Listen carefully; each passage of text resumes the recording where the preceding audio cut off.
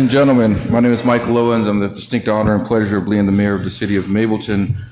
Today is June 25th, June 25th, 2025.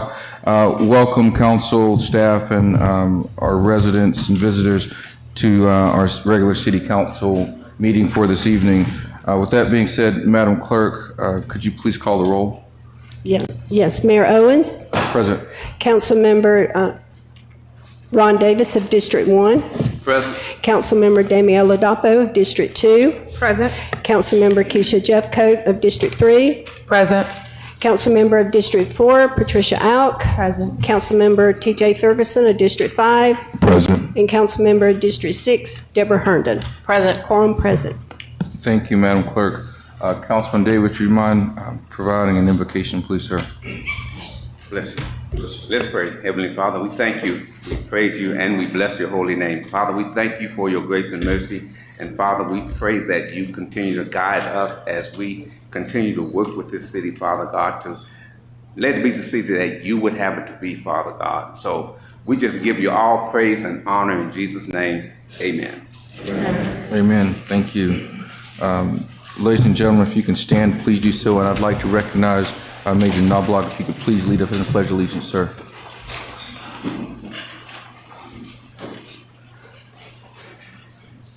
Pledge allegiance to the flag of the United States of America and to the republic for which it stands, one nation, under God, indivisible, with liberty and justice for all.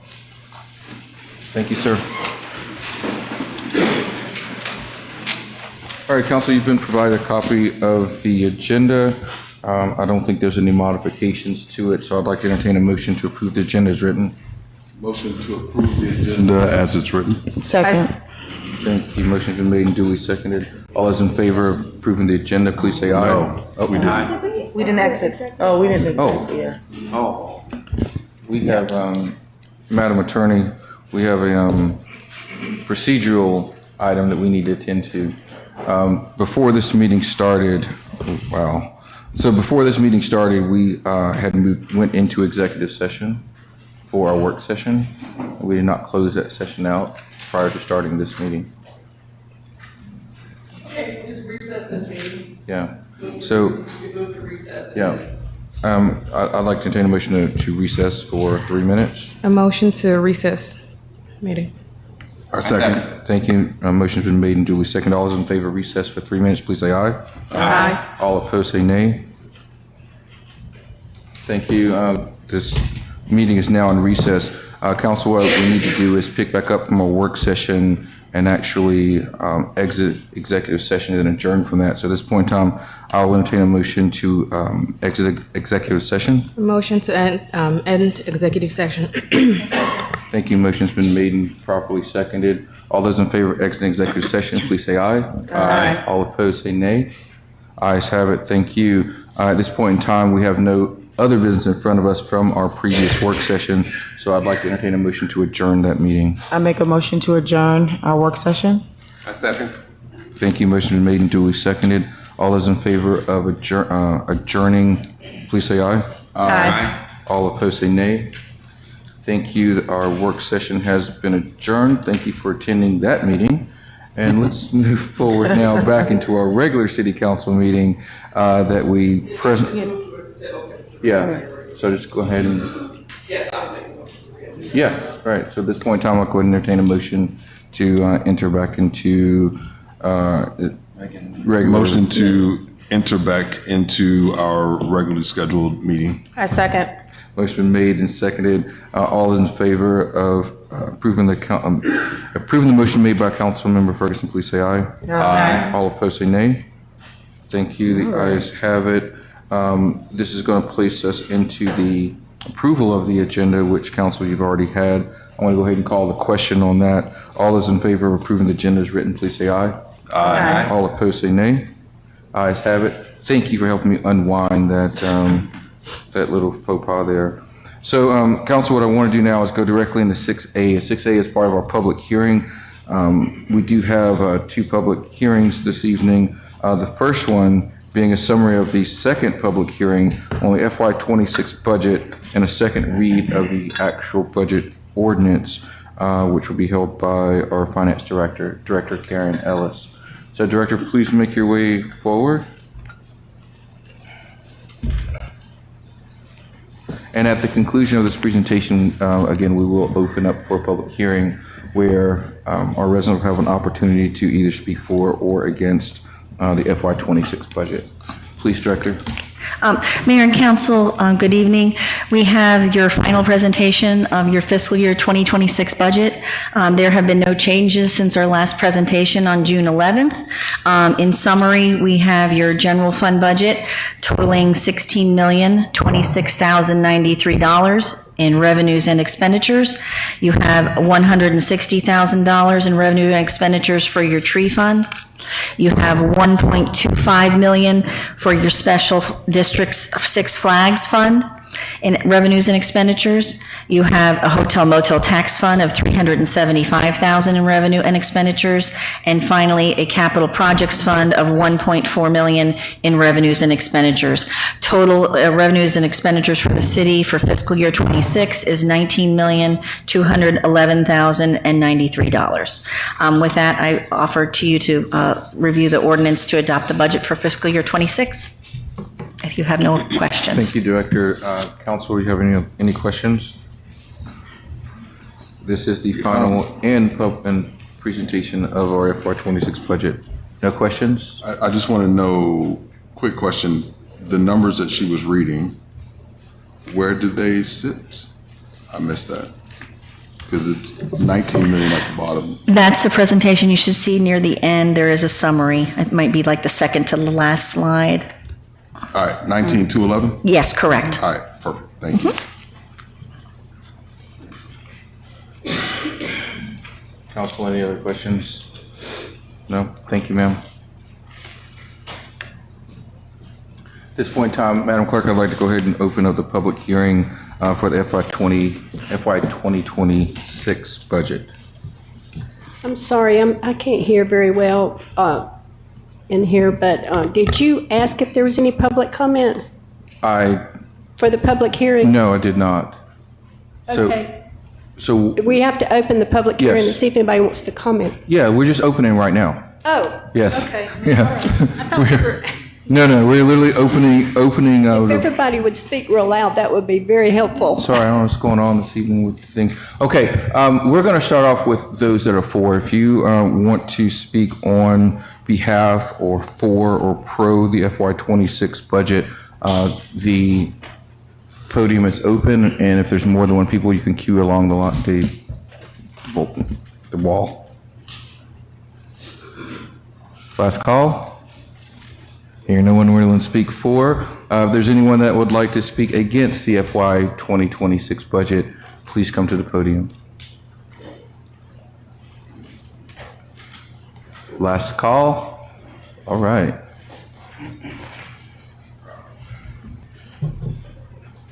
Hello, my name is Fred, last name Gartrell. What district do you live in, sir? Mableton, I guess, what district? 4, is it? Over at Six Flags Parkway? Public two. We'll find out. Oh, yeah, all right, I don't know. As I was reviewing the budget, and my concerns are, when this city started, 3 things we were promised: community development, code enforcement, sanitation. It's been 2-3 years now, and sanitation is still not in place. When I reviewed the budget slightly online, looking at those numbers, I had a little concerns about beautification, $150,000 that we're earmarking for trees, and I'm just wondering why we're putting trees ahead of putting those 3 things of services that you guys said the city would provide. We have trees. I look out, we have a lot of trees. I'm trying to understand where the beautification trees will be placed as to all the development where we're cutting down trees that we already have in existing to turn around and say we're going to beautify and add trees. That's be my first opposition to it. Secondly, she read off 19 million and 200 something.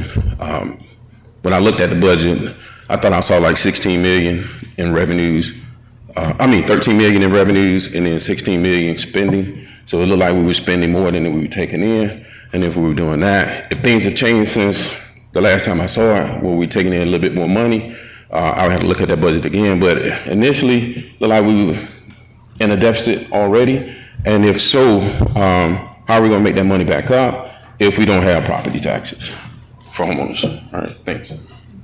Thank you for that, sir.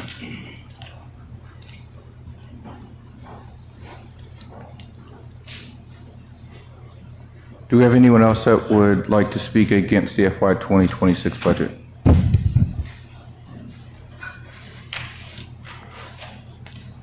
Ms. Wilson.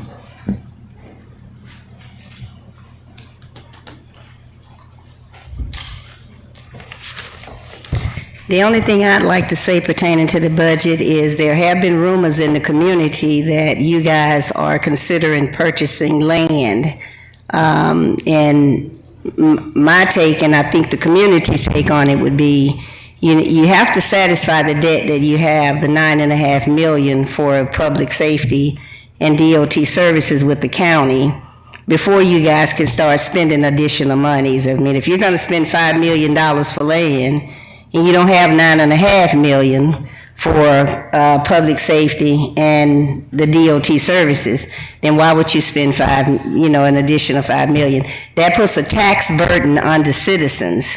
And of course, all of you guys know, I'm against us being tax burdened. So just consider that when you look back at your budget. Thank you. Thank you, Ms. Wilson. Is there anyone else who'd like to participate in this public hearing?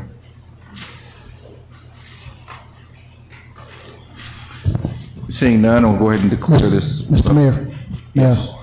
May I come? Ready to recognize, sir.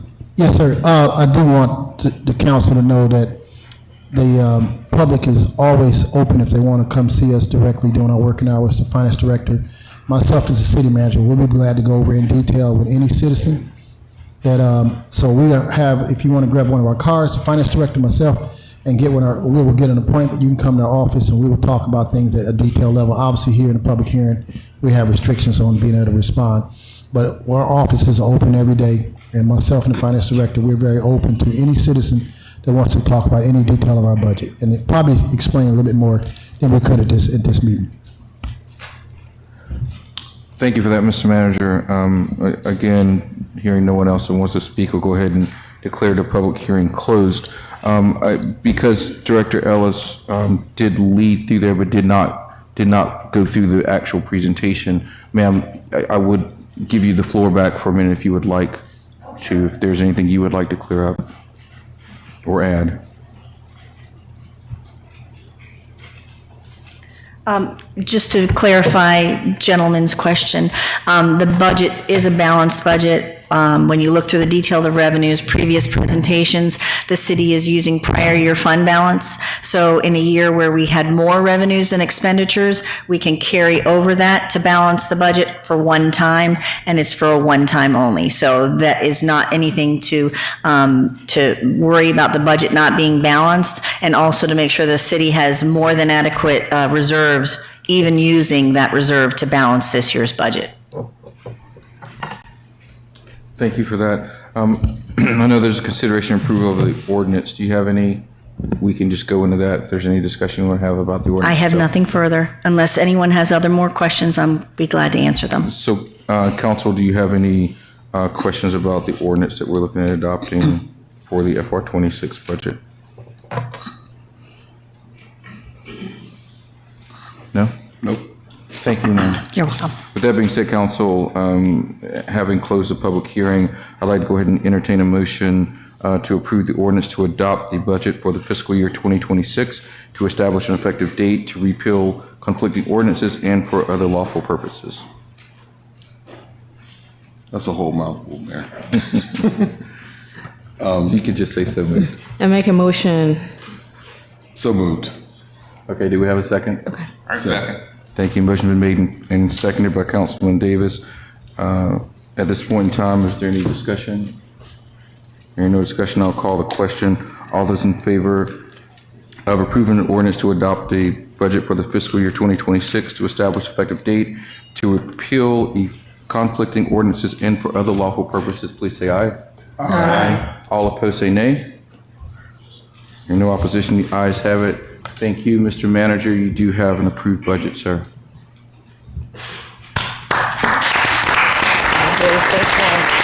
The very first budget, official budget. We've been operating under spending plans the last couple of years, but this is the first official budget we have. Congratulations, Director Ellis, as well. We appreciate you having you on board, and thank you for helping us to get to this point. Thank you. All right, Council, we're going to move right along to item 6B, which is a rezoning case, 2025-001. This is for TKHC Ministries. It's a rezone of a tax parcel.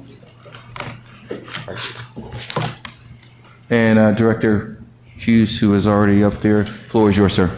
Good evening, Mayor and Council. I've actually asked Chris Wheeler, who's going to lead your presentation this evening with respect to this rezoning request, to present this case for your consideration, after which you'll have an opportunity to hear from the public concerning this application.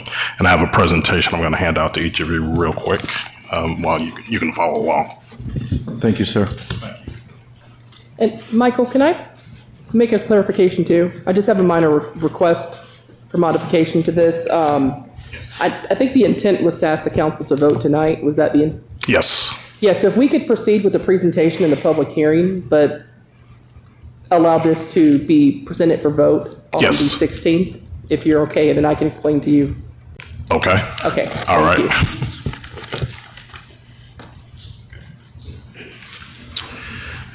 Good evening, Mayor and Council. The item for you consideration, well, first off, the items that are being handed to you, these are the applicant's presentation. I have, my presentation was already uploaded to the Civic Clerk, so you should be able to have it already in your packet.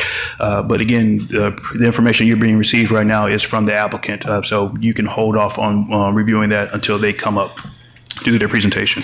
The first item, or I say the item that's before you tonight, is RZ 2025-001. The applicant is TKH Ministries. The applicant is here to seek the rezoning of 5500 Lions Club Drive and Lions Club Drive to rezone it from general commercial to R20 for the construction of a church.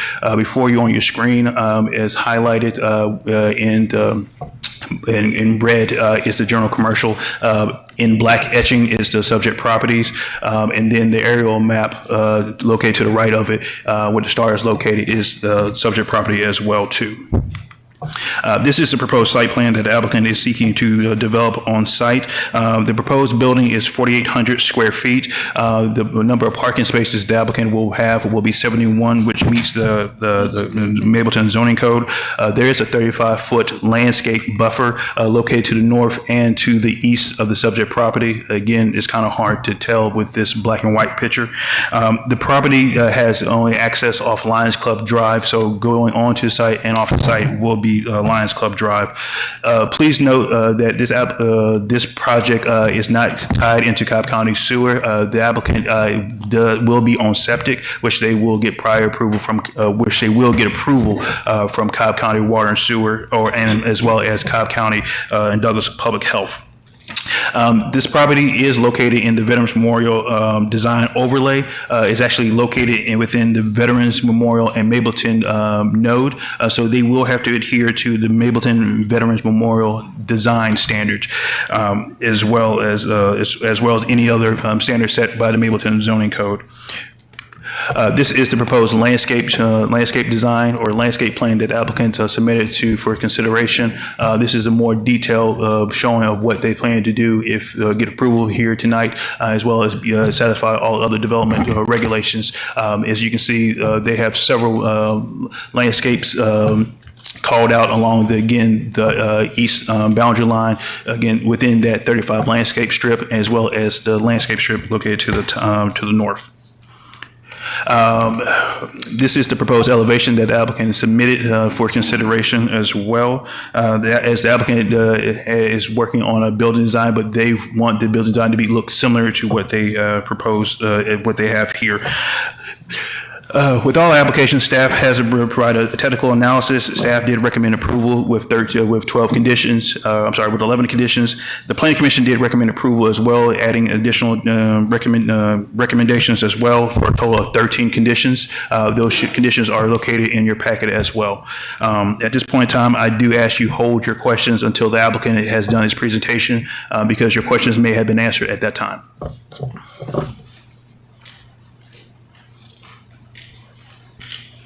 Thank you, sir.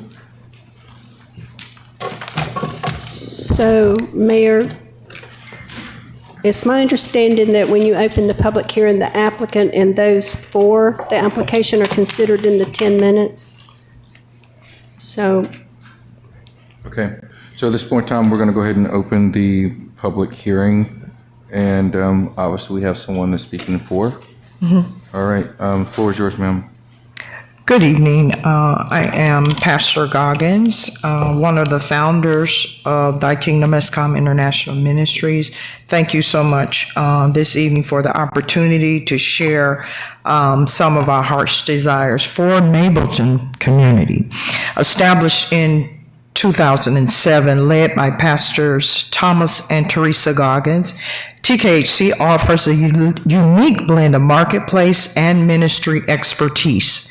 In addition to over 20 years of clergy experience, our leadership team includes corporate, marketing, mental health, logistics, and law professionals.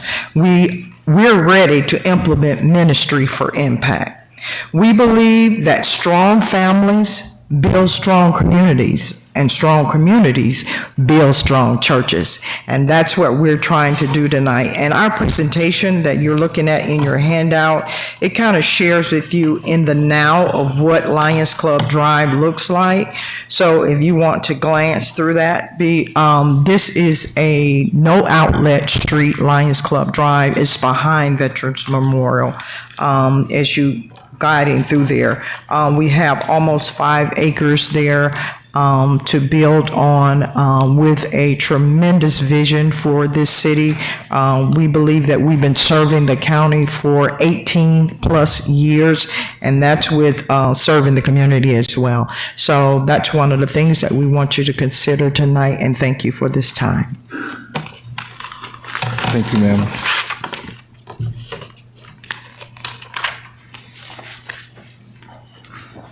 Do we have anyone else that would like to speak in favor of this rezoning case? Yes, ma'am, please. Good evening. My name is Chastity. Thy Kingdom Has Come International Ministries will be a dependable asset to the city of Mableton.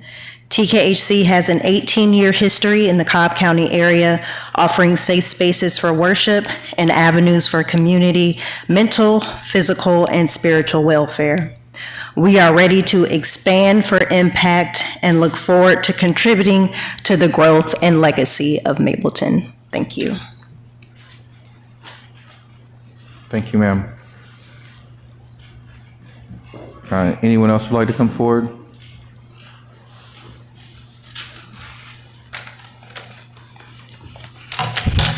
Good evening. My name is Latoria Harris, and I serve as a minister with Thy Kingdom Has Come International Ministries. I have been there faithfully for like 8 years, and I come before you today with a deep respect and hopeful heart as we seek approval to build a permanent home for our ministry right here in the city of Mableton. This is more than a building project.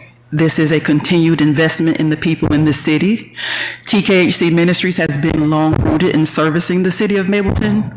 We've organized food drives, mentored youth, supported families in crisis, provided school supplies, and partnered with local organizations to meet the practical and spiritual needs of our neighbors. Our outreach has touched thousands, but our desire is to do even more, and we believe Mableton is the right place to make that vision a reality. Our proposed facility will include not just a sanctuary for worship, but dedicated spaces for youth enrichment programs, community education, job readiness, initiatives, counseling services, and events that bring residents together across cultural and generational lines. We want to create a place that serves the whole person and the whole family. We are committed to continue in building something that aligns with Mableton's values, enhances the neighborhood, and brings both spiritual and economic vitality to the area. Our long-term goal is to be a resource and a light in this community, a place where hope is restored and futures are built. We are not new to this city, we are true to it. And this next step will allow us to anchor our ministry more deeply in the soil of Mableton, to grow alongside the city, and to serve it with great impact. On behalf of our leadership, our members, and those we've served faithfully over the years, we respectfully ask for your approval. Thank you for that, ma'am. Do we have any other speakers that would like to speak on behalf of this rezoning case?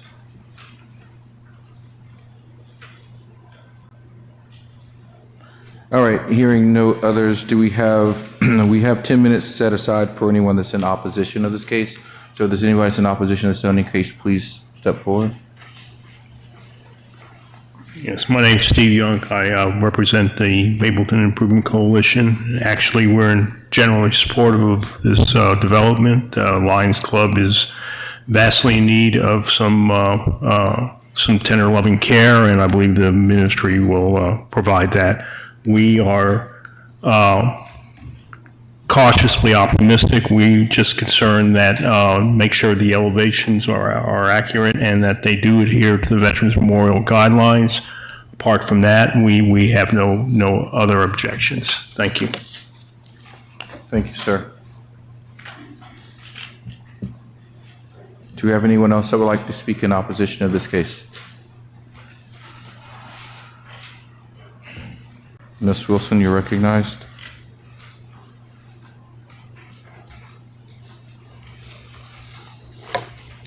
I'm really not speaking in opposition because I've listened and I think it's a great idea, but I have one question. How is a church single family? How is the zoning single family for a church? Thank you. Thank you.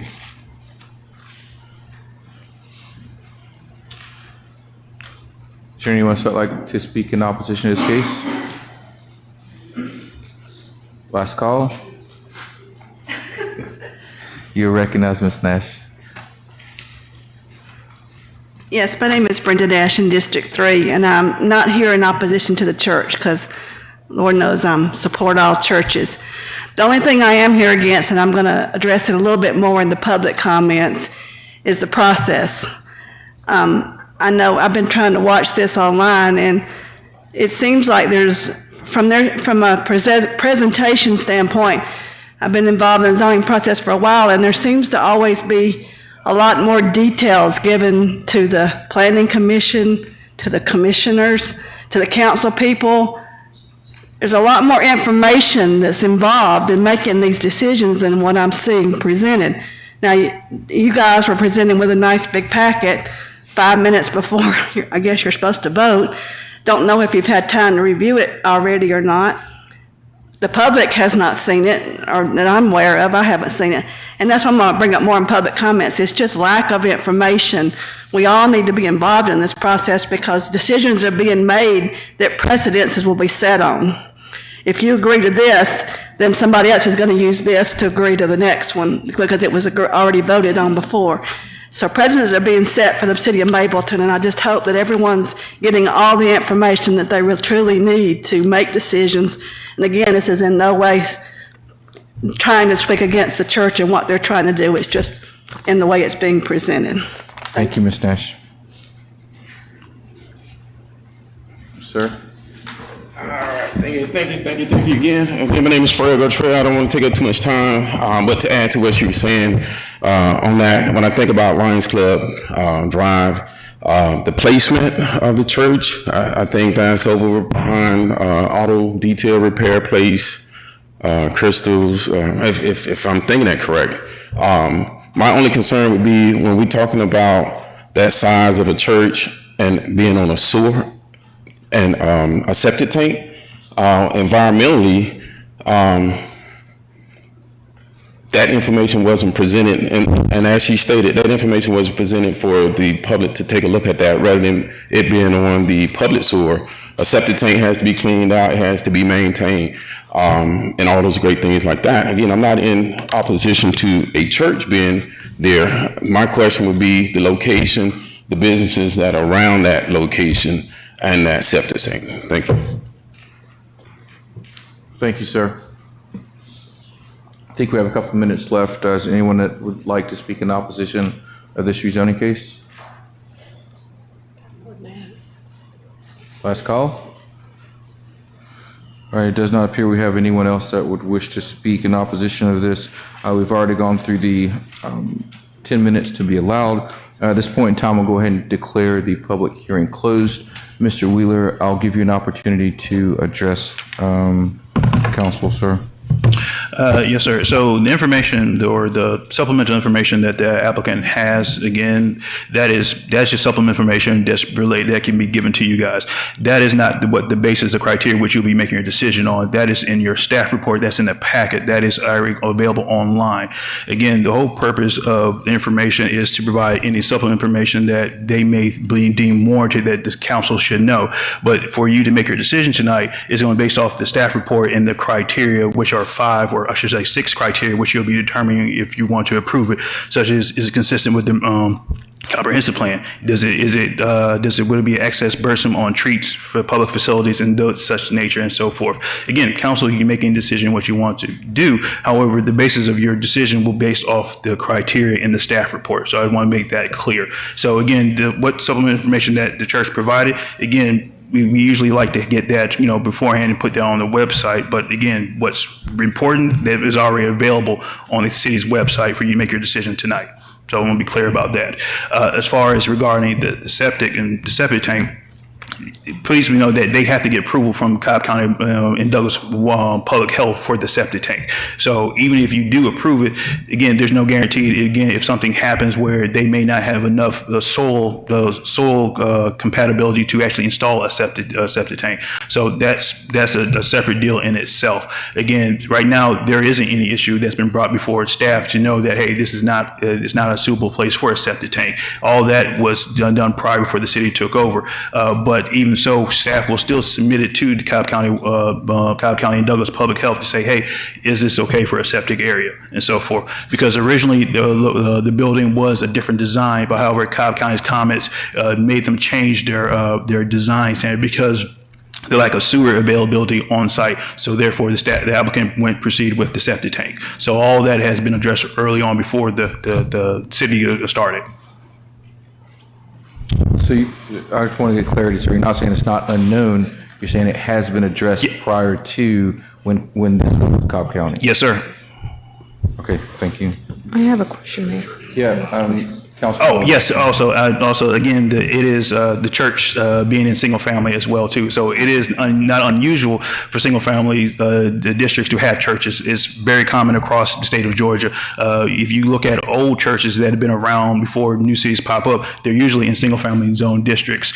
Usually there is given exceptions for them to allow in single family zone districts because before we started really looking into urban planning and started to do land use as far as with zoning classifications. A lot of those churches were old institutional churches that happened to pop up in a single family residential neighborhood. And so therefore, most of the municipalities or counties allow for them to stay there and then allow the other churches to operate within the same facility. My mother goes to a church that's in a single family neighborhood because it's right next to a house and so forth. That's just a small personal anecdote. I apologize. So within Cobb County, historically, there have been a specific zoning? So specifically, so you can have churches in pretty much in any single family because there's an exception. But when you're looking at your zoning category, you often would associate a church with the institutional use. So office institutional or office district or anything like that, because that is considered institutional use, such as churches, schools, and so forth. But again, because those zoning classifications are not always located where a church historically is, so therefore most municipalities or in municipalities that I've worked with will usually allow for a special exception for a church to be located in a residential neighborhood or a residential zoning classification if they meet certain criteria and so forth. Thank you. Councilman Oladapo, you recognize. Oh, that was my question. Just wanted to add that education is a really critical part of this process. So I appreciate you explaining why this qualifies for single family. Councilwoman Ogg. Thank you. As far as the Veterans Memorial Highway Design Overlay District, Section 3.39 of our code, it mentions the architectural standards that new buildings are to be constructed predominantly of brick. And you mentioned that this application wants the elevation similar to what has been submitted, but looks to be predominantly of stucco. Does that meet the guidelines of the Veteran Memorial Overlay District? No, ma'am, not technically not by the letter of the law. However, because it is a rezoning, city council can make an exception, as the planning commission did a recommendation to say, again, if you are going to build it very similar to what has been presented. However, to at least try to modify it as closely to the Veterans Memorial design guidelines. In the previous conversation or the previous meeting, there were talks about water table. If they couldn't do all brick, maybe do a water table along the sides, 4 feet, 5 feet, whatever the council deems. Because again, from what the applicant was explaining, there is a limitation as far as money-wise to be able to build a church that's all brick and so forth. Again, that is something for you guys to decide if you want to take into consideration. However, again, staff is still saying that the applicant has to adhere to those regulations because it is in the node of the Veterans Memorial and Mableton corridor. I have a quick question. I noticed that this is in close proximity to a power grid. Are there any environmental concerns around that? And then also, I do see in the packet where they highlighted the unhoused. That may not necessarily be within scope, but what's the plan around that? As for the power, the easement, again, that's typical. Well, let me say, I am not aware of any environmental issues when it comes to an easement for a power grid. So I just want to state that. Do not know. I can look into that and find out, but I am not aware of any issues when it comes to environmental. As far as the house, I would probably have to reach out to the code enforcement director and ask out if there are any issues or what plan is for that. I do not know for myself. The site plan that's up here on the projector, is that the same site plan that was submitted March 13th? No, ma'am. Yes, ma'am. That is the most current up-to-date site plan. Yes, ma'am.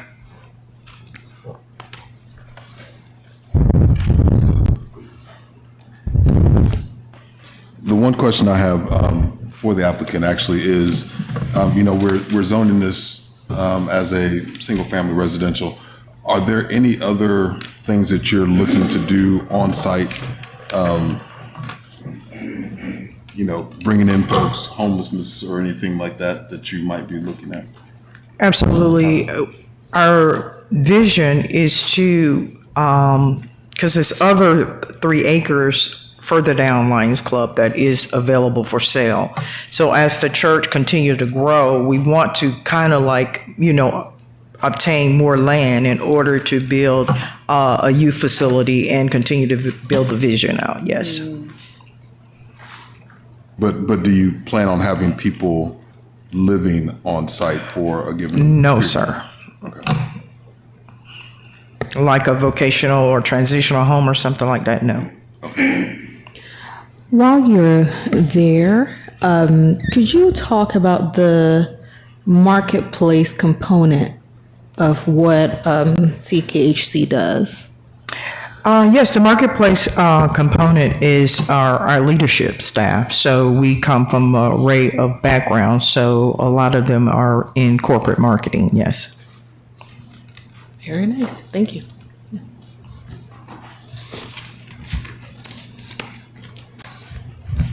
I actually have a quick question. Sure. You mentioned that our code enforcement will be dealing with the individuals who are unhoused on the property. Is that? Councilwoman, I don't know about the in-house. It's not in my, I don't know how to deal with in-house because I don't know that, I don't deal with that, but. Okay, yes. You can answer Someone that. could address that, because I'm a little concerned, because it seems like there's a relatively significant amount of unhoused people on your property currently, correct? Yes, because we own the land, Mableton Police Department, we've been working with Commissioner Sheffield on, and also the police department. We've asked them, they've been evicted several times, and they continuously come back. So they consider it tent city. And apparently when we purchased the land in 2021, the trees were covering, they were back in there and no one see. Well, once we tore down the large trailer, we could see all the tents back there. So they were exposed, but we have removed them from the property several times over the last 3 years, and they just come back and wreck it with trash, litter, and everything. So we can't keep up with it, trying to keep it clean. That's why we really want the permit to build, so we can, because once we start building, they have to go. Right, okay. That's right. And council, as I spoke when I first came on board, there are some issues that are epidemics across the country that takes a holistic approach with municipal government, social services, police, fire, whatever, all these extra resources. And those are things that we're going to have to talk about at some point. But from the code enforcement perspective, we will partner with PD and work to the best of our ability to address those issues with the respective property owners, be it her or even the surrounding landowners, to address those concerns. But it is a problem across the nation. I will look in some ordinances. California is known to do some things addressing what you're describing. But most of our ordinances allow us to do things on public land, like stuff that we own. And, it gets into a private issue. That's where I have to look at it, so. Thank you. Last question is, what's the timeline?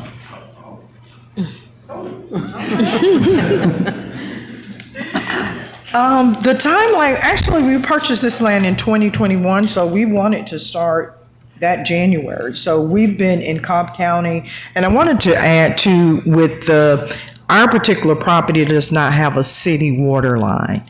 So we have been approved for septic by Cobb County. So we stayed in Cobb County, went through all of that, the septic approval, the soil approval, and all of that the last 3 years. It's been in sort of like red tape kind of thing. And so we got there, and then when Mableton rolled out the new city, we were at you guys for the zoning portion of it. So we're looking to do now, as soon as we can. We've been already talking to construction companies. We need a home.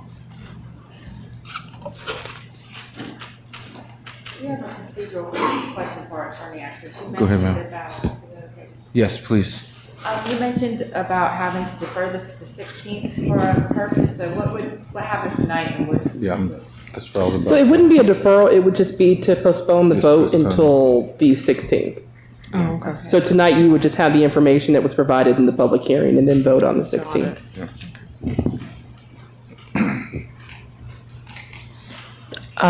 Do you want to share why we're delaying? Or? So I changed the format to an ordinance. Okay. And there's been discussion between staff on that. And I just wanted to make sure they were comfortable and talk to them about changing that format before we adopt it. Okay. Yes, correct. Yeah. For the 16th. Was there a question? I'm sorry. I actually have, well, it's kind of like a question. Can you give just a brief summary of the staff's recommendations? So the public, whomever may not have heard what the recommendations are. Sure. Can you give that? Absolutely. And if you don't mind, can you talk just a little bit slower? Oh, yeah, sorry about that. Thank you.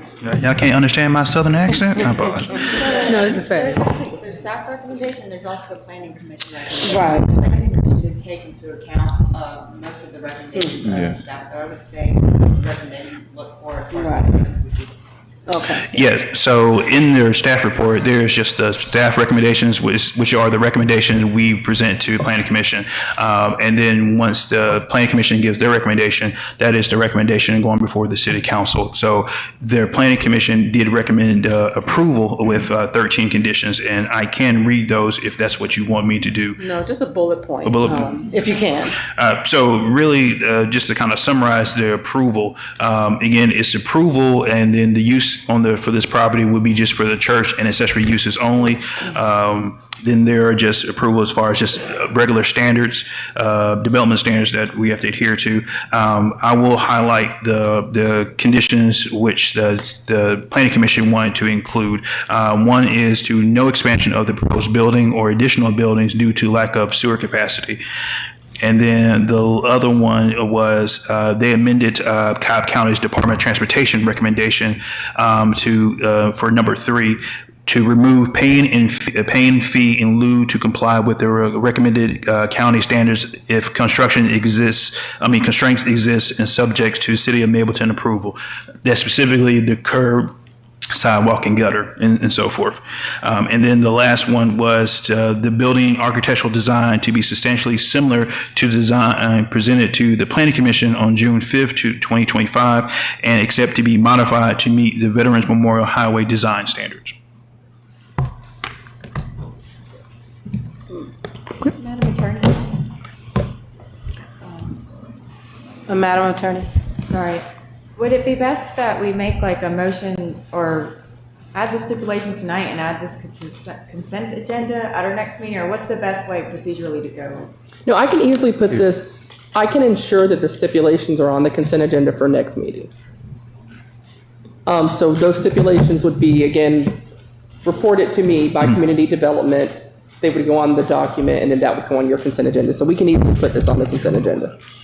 Oh. They should be in the ordinance. Yeah, they are currently in the ordinance. It's on the agenda, but I do want to run them again by staff just to make sure they're consistent. And then we'll do that and have that on your agenda for your second read. Yes, there was a couple of the stipulations I just wanted to add some clarity to it, just to make sure. One of them would be that it would adhere to the Veteran Memorial Design Guidelines and be predominantly brick, meaning by predominantly the majority, 51% or greater of the area that would have material. And then also that. Wait, I'm trying to write, or Susan, did you? Just that would adhere to the guidelines. So it would adhere to the federal memorial guidelines, and then what else? In our rezoning code, it's section 3.39, which is called the Mableton Parkway Veterans Memorial Highway Design Overlay District.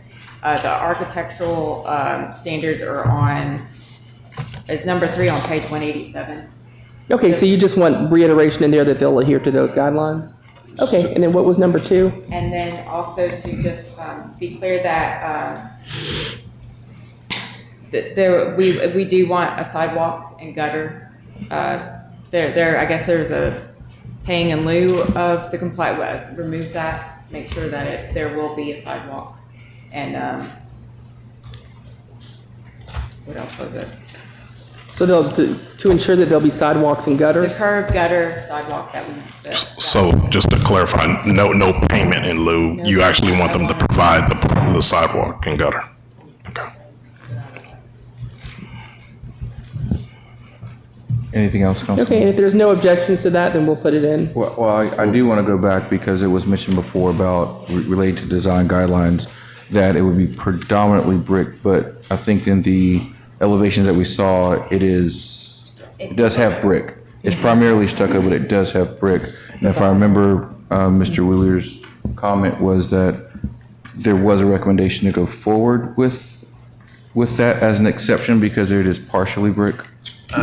So the way the Planning Commission kind of recommended, I think they might have been trying to do a little bit of both, is to try to give some leeway to the applicant, but also still trying to adhere to the Veterans Memorial guideline. So it's kind of I think they're. Yeah, I think it's just really kind of just really went up to the City Council, but I think they were trying to do a little bit of both from what I remember. Was a water table on like the side of the building where it's. Oh, that's an example, as I was Right, saying. so it would still meet the guidelines, essentially. It may be on the lower end of the guideline, but it would meet. Yes, ma'am. It doesn't have to be all brick. Yes, ma'am. Yeah, I mean, with the request that she's saying that it has to be majority brick, it does allow them flexibility of being able to play around with the brick component to get that 51% threshold. So what's being proposed in elevations do we see? That is what the applicant wants to build at this point in time. That is what they're trying to, that's what they want to trying to build. Right now, that is not majority brick because again, we do not have the entire architectural designs, engineering plans at this point in time. They'll need to provide, they'll need to provide engineered architectural plans, and at that time, the staff will determine compliance with those design guidelines. Oh, okay. If there's an exception that can be made, full brick versus what we see here, I'm not going to stand in opposition of, if the planning commission's recommendation is that that what is being shown here is within the allowed, as I will say, tolerance, even though it's not majority brick. I mean, I don't know where we want to go with that. I would hate to try to speak on their behalf because again, I think they really would like for it to adhere to the Veterans Memorial guidelines. But again, I think that it was trying to find some wiggle room, but I want to be clear that they really want this to adhere to the guidelines of the Veterans Memorial. But again, they were trying to find some wiggle room for the applicant, as I remember, or I recall the meeting and so forth. Because they deferred the item so staff could determine if it was located in the Veterans Memorial Highway design guidelines. So understood. Okay, that helps. Thank you. So with that said, do we want it to be on the consent agenda or do we want to make sure that we bring it back up to validate on the 16th? I mean, what I was proposing is we clarify what the stipulations are, and that way it can be on consent agenda since we had the public hearing today. Mm-hmm. Unless there's an objection from the council. I just wasn't sure where we stood with that because what we see doesn't comply with what was said. But if the planning commission is stating that this fits within an exception that they would be okay with, and I'm still not clear if that's what they're saying. But if so, I don't think that's what they're saying. I think they said they wanted it to adhere to the Veterans Memorial Design Guidelines, and I agree with that recommendation. okay. Well, want, shall, must. I want to be clear about what we're saying here. Does it? Yeah. So will we be seeing another iteration of this design prior to? We wouldn't, As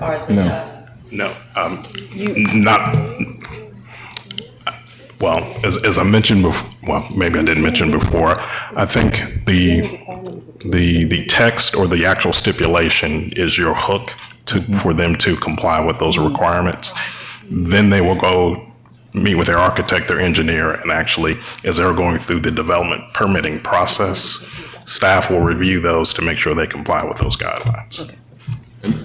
And how do they feel about the guidelines that we're putting forward? With that. Yeah, I want to know how you feel. Because, I mean, you gave a guide, and it's not what we're asking for, but go ahead. Absolutely. I mean, that's a beautiful piece right there, but the overlay in Mableton is ridiculous for a nonprofit, for a church who's we're coming to serve. You looking at a $1.3 million building versus maybe $650,000. If you go all brick, you putting us over our budget because the overlay, we're off of Veteran Memorial Highway. We at a dead end street. There's not a lot of traffic there. So we're talking about an all brick building where mobile homes is the only form of residence on the street. We're that's the only, there are no homes, there are no houses next to us or anything. So that's big for a church that's trying to come and serve the community. That type of budget changes everything for us. Yeah. Thank you. Thank you. Thank you, ma'am. Chris, can you provide me with those amended stipulations so that I can include that for the consent agenda?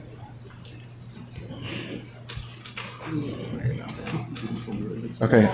Well, my preference would be for community development to No, word they it, need and then to provide it. To you. Yes, to me, just so I can make sure that it's consistent with Okay. what they've already advised the We can do applicant. that. And then I will make Sir. sure that that comes back before the council. Yeah. Just as a reminder to the public, our rezoning process is a two-step process. This is the second step in that process this evening, but we also have our planning commission that considers these requests as well. So I just want to remind the public and the audience that's here, they meet the first Thursday of every month. And you're welcome to attend those meetings, to listen to the dialogue back and forth between the applicant, any opposition that's there, and also staff's presentation. Also, just additionally, that there are usually some stipulations already identified that are part of those rezoning requests as they come forward. So just to keep the public informed, so I want to make sure you're aware of that as well. Thank you, sir. I don't think there's any action to be taken on this, so we're going to move on now to item 13C. Item 13C is to consider amending stipulations for Kingdom Business. 13C. Oh, yeah, we're in. We did a whole big jump. I did a huge jump. I did a huge jump. I'm trying to stay with our public hearings here. Yeah, We're on number 7. Like our public hearings.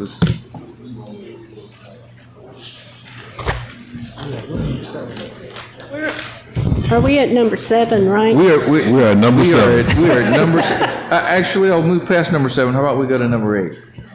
How about that? Let's go to number 8. So number 8 is our appointment section tonight. We do have several appointments. The first appointment is appointment of our communications director. This has been a role that we have long sought for. We sent out a nationwide search for communications director. We went through a process that's similar to all of our other directors that we have taken through the process. And we've came to a what I hope is a consensus vote tonight about who our inaugural communications director would be.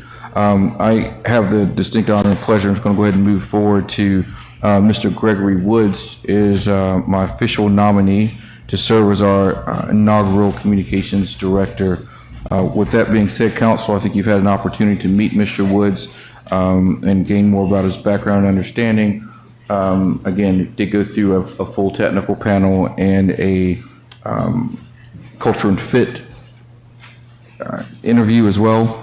And so with that being said, council, I'd like to go ahead and submit to you Mr. Gregory Woods as, again, my nominee, which I also think is recommended by our city councilman. I mean, by our city manager, excuse me. With that being said, I would like to go ahead and entertain a motion to appoint Mr. Gregory Woods as our inaugural communications director. Go ahead. I'd like to make a motion to accept the mayor's appointment for Gregory Woods to serve as our communications director. I second. Thank you. Motion's been made and duly seconded by, I don't think you can do that. All right. Councilwoman Herndon effectively seconded that. With that being said, I'd like any discussion, council? Hearing none, I'll call the question. All those in favor of appointing Gregory Woods as our inaugural communication director, please say aye. Aye. All opposed, say nay. No opposition. Madam Clerk, congratulations, Mr. Woods. You are now our communications director. Would you like to step forward and say a few words, sir? Is your family here, by the way? They are not. Okay. I have twin boys. They're 5 months old, and I have a 3-year-old daughter. Oh. So we have a very busy house. Never, ever. But to everyone on the dais, city manager, mayor, I just want to say thank you so much for giving me the opportunity to continue doing the work that you guys are already doing, to foster transparency, to build trust, to engage the residents. And so I'm just so happy that you guys have all voted unanimously to allow me to continue to use my skills as the communications director to enhance that work. Thank you so much. Thank you, sir. Buenos días. ¿Cómo se llama? Si yo puedo hablar un poco en español, me llamo Gregorio, yo vengo de California, estoy muy orgulloso de estar aquí, especialmente ser el primer persona como director de comunicaciones por la ciudad de Mableton. Wow, ser un vehículo de crecer comunicaciones con los residentes y la ciudad es muy importante y sinceramente gracias. De nada. No. No. Esta es gran oportunidad. Entonces, frente a frente. That's for our diverse population. There are people that watching, and I want folks to know, as the mayor knows. Pues vamos a tener comunicación en inglés y también en español y podemos ser bilingüe también. I'm saying that we can have communications in English and in Spanish to make sure that we reach all of the residents. Thank you so much. Thank you, sir. I'll tell you, council and staff, it was not an easy decision, but at the end of the day, I think it is easy. I think we have the right person at the right time for this role, and I'm looking forward to what Mr. Woods is going to bring to the city. Communication is vitally important. We know that. It's taken us a while to get someone in this position, but only great things are ahead, right? So, when's he start? Tomorrow. Ooh, tomorrow. Yes. Tonight. Tonight. All right, so we have another appointment this evening, and council, it's a very similar situation. This is for a municipal court administrator. We all know that setting up a municipal court is literally in our charter as part of what we have to do, and to have any successful court, it starts with having a fantastic municipal court administrator. And again, we searched far and wide to find a court administrator. We had a tremendous number of applicants. And as I told the council, one applicant stood so far and beyond above the rest that you couldn't even see the second place person through this entire process. All we had to do was make sure our HR manager, our city manager, actually was able to land this phenomenal person. So look, I'm not going to belabor the point here, but I am proud to nominate Ms. Mallory Minor to be our inaugural municipal court administrator. I think her work precedes her, and I'm happy about the opportunity that she would have to serve the city, hopefully with distinction, and to be able to help the staff in our municipal court to be able to function as it should, which is to ensure we uphold all the laws and ordinances of our city. So with that, council, I would like to entertain a motion for the council to accept my nomination to appoint Ms. Mallory Minor as our inaugural municipal court administrator. I'd like to make a motion to accept Mallory as our court administrator. I second. Thank you. Motion's been made and seconded by Councilor Nowadapo. Any discussion, council? Hearing none, I'll go ahead and call the question. All those in favor of the appointment of Mallory Minor as our municipal court administrator, please say aye. Aye. All opposed, please say nay. Hearing no oppositions, we now have a court administrator. Congratulations. The podium is yours, ma'am. All right, thank you so much. Good evening, Mayor, City Council, our staff, and our citizens of the esteemed city of Mableton. My name is Mallory Minor, and I am truly, truly honored to serve as your court administrator for this newly established court. My role here will be to ensure that our court operates efficiently, transparently, and also to serve in service with your community and our court users. As we build this court from the ground up, my focus will be on implementing systems that will uphold fairness, streamline case management, and also to foster public trust. Collaboration will be key. And I look forward to working closely with our council, our legal partners, our administration, and of course the public to create a court that reflects your values and your needs here in the city of Mableton. Together, we have an unique opportunity to set a strong foundation for justice and accessibility. Thank you all for your support as we embark on this judicial journey, as we are one community, one city, and one court. Thank you. Thank you, ma'am.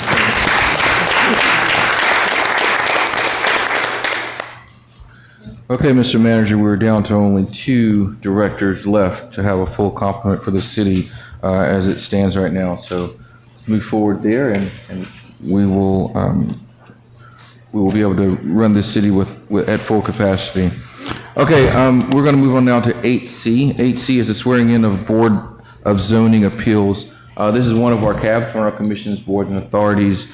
They did have their first meeting, I think maybe 2 weeks ago, or first orientation, I think, a couple of weeks ago.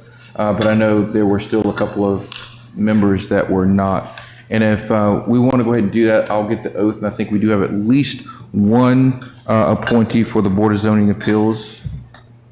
Jerry, are you still here? Oh, yeah, she's literally sitting right in front. All right, let me go get the oath, and we will go ahead and take care of that, ma'am. Is there anyone else here for the Board of Zoning Appeals? An appointee? Okay, thank you.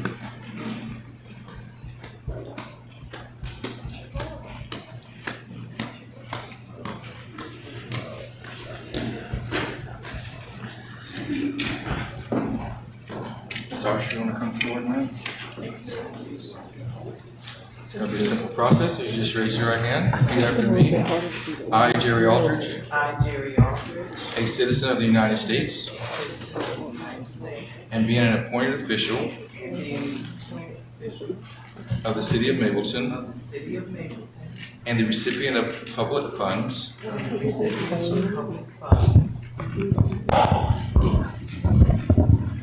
for services rendered as such appointed official, I do hereby solemnly swear and affirm that I will support the Constitution of the United States and the Constitution of Georgia. Congratulations, you are now an official member of the Board of Zoning Appeals. Thank you. We'll get a photo after. And Okay. Sign. Okay. Okay. So I'll stay. Yeah, you want, okay, we're gonna handle this right now. What do you need? Yes, someone. Do you need? Did she need to sign it? Step in. Okay, let me put this up here. Turn it around, show the folks. Come on. All right.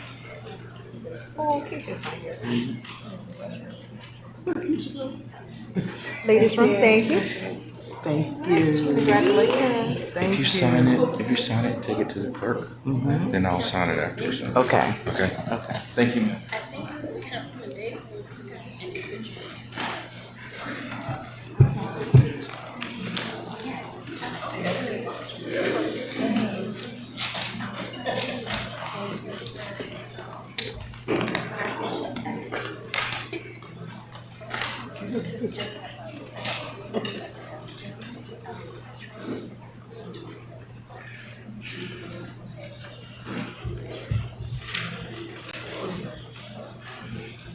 All right.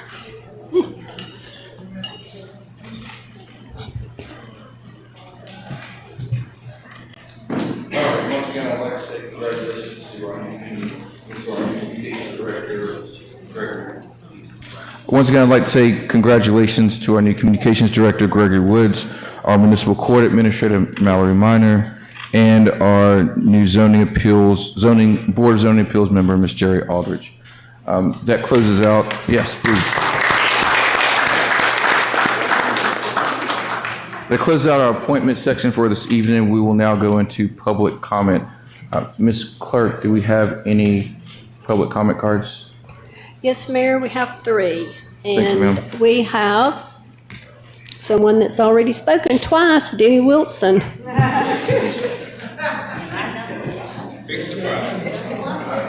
Third time's a charm.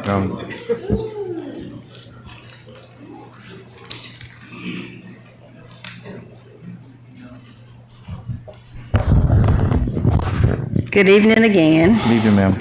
So, I went to the Board of Commissioners meeting last night, and I presented them with the document that I laid on you guys' desk in front of you.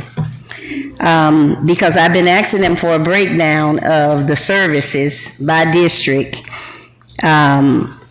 especially a breakdown of public service dollars that we as taxpayers have paid for in the city of Mableton.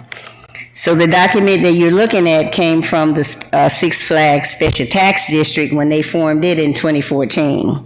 And they gave the breakdown when they tore down Magnolia Crossing to justify why they tore it down.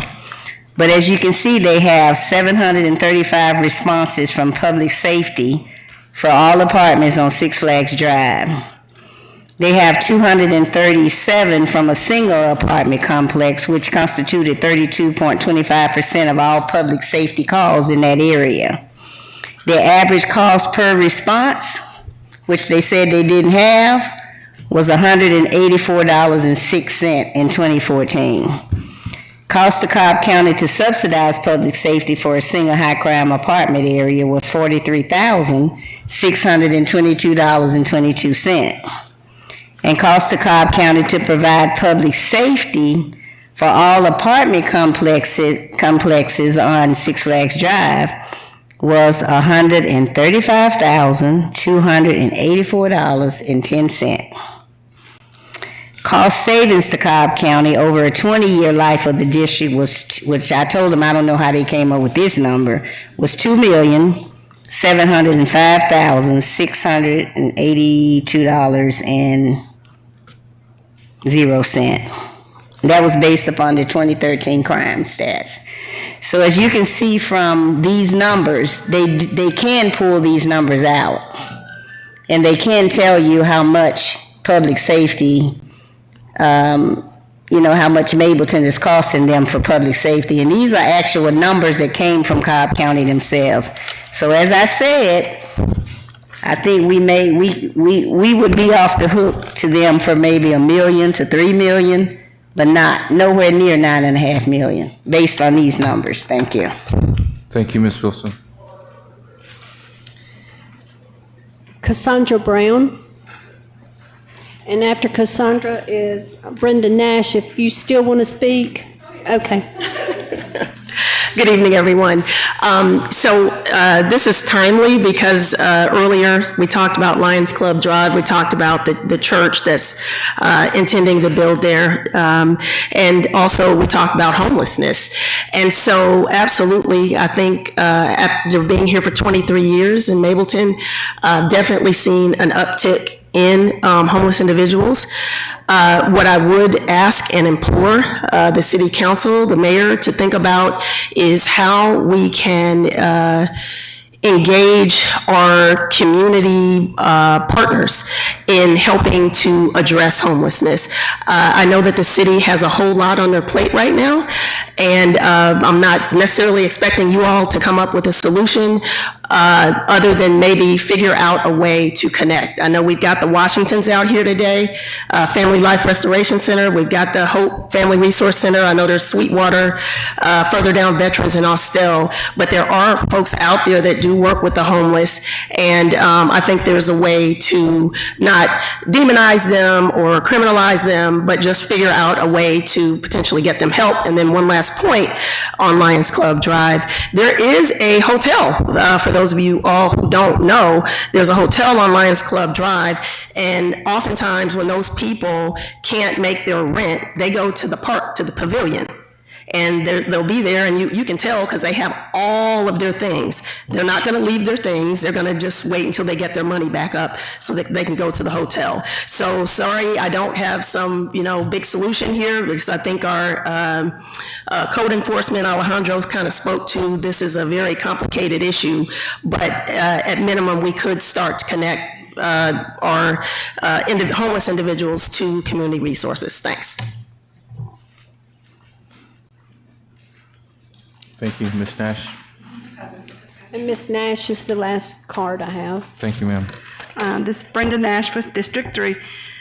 Again, I have to start out by saying this is no way meant to be any type of a criticism to any of my councilmen, because I know you guys have got so much on your plate and you work so hard. But zoning has become critical at this point. You are voting on zoning issues now. So although I've tried to sit back and be patient and wait and wait and wait, it's time not to be patient anymore, because we elected the city of Mableton to become a city because we wanted more control over our zoning issues. The wonderful job that Monique and Michael was doing, they were working everything could for Mableton, but there was one of 5, and sometimes decisions were being made that wasn't what Mableton wanted. Well, now we're in control, but we have to be in control and ask your citizens to help you with what they want in Mableton, because it's so critical. I've reached out to the zoning, maybe I'm not emailing the right people, and maybe that's on me. I've tried to get the information, but I've got no response when I keep asking, where can I find this information on pending zoning cases? We're used to having all the information that all these committees, all these boards from the county, the recommendations, we're used to being able to see all that from the county standpoint. We used to could see all that. We could see the zoning cases, what all the different departments had, where they were for or against it and why, what all the stipulations were. We would see what the I go to the planning commission, we could hear what they were doing, and very trained planning commission, and please don't take this as an insult, but everybody's that's got appointed may or may not have the experience that the people in the county had, so that we're getting used to that too, as well as the council people. These zoning things, it takes a hard heart, because what you may feel sorry for this person and give them a pass, now you set a precedent, and the next person that comes up here is going to want it too, and they're going to say, well, you let them do it, why can't I do it? So there's zoning rules and laws and regulations for a reason, and we have to not get soft-hearted sometimes and decide that, we can just let this person pass on that, because somebody else will use it again to try to get their case approved based on that. I've reached out to my city planner, my city manager, and I know he's had so much on him lately, trying to get more information where I can find it. I've asked my city representative, council person, and she's informed me that she can only share so much with me, or that's her interpretation of what she was told, that she can only share so much with the public. So, and I heard on the last council meeting the city manager say that maybe it's not legal to share this information. That's how come we couldn't have in the zone meetings. I didn't understand that. So it's all and even tonight, I think everybody's confused on where this zoning case got left tonight. Usually you would hear a definition, you vote yay or nay, or is it being continued? When does it get voted on? I don't know. I don't know. Just very confused about how everything's working right now. So asking for, please involve the public. Thank you for that, ma'am. And I do believe that was the last comment card. I'm going to do something a little out of character here.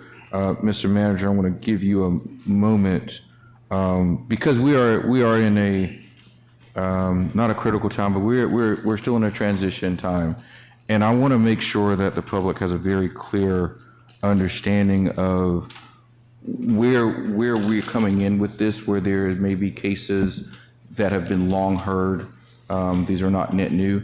But and Mr. Manager, I want to hear a direct response to this, and maybe even the clerk, about where these cases lie, and Mr. Hughes is still here to ensure that the public understands that the information that's available to them, when it's available to them, and where it's available to them. And so either manager or Madam Clerk, I just want to get this on the record, but also want to make sure, because there are people that hear and there are people that are watching. This is not an isolated comment that's being made. It speaks more to our actual city and where we are now and what's going on. Yes, sir, and I may ask Mr. Michael Hughes to come up, but directly, actually valid points. And there are a lot of nuances to Mableton assuming the zoning practices from a county, especially when you have some legacy cases that have been decided on before information is there, and then new cases coming up.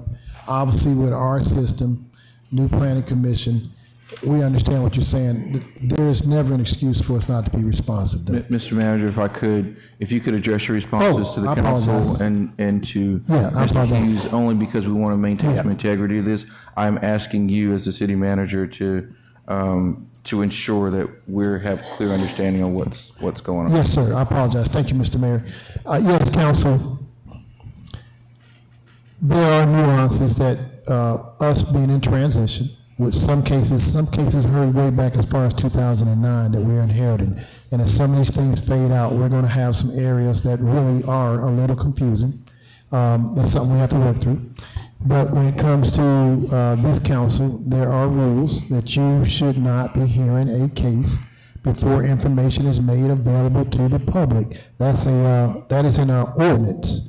That's in our charter. I know that may be a little different, whereas the county can't necessarily speak on how and what they did, but the county had a process where information was put out, and then there was time to do in the zone, and there was access to this information. But with our charter, you're not supposed to hear that, so people can have a fair chance to have a clear, unobjective vote. That's a constitutional right.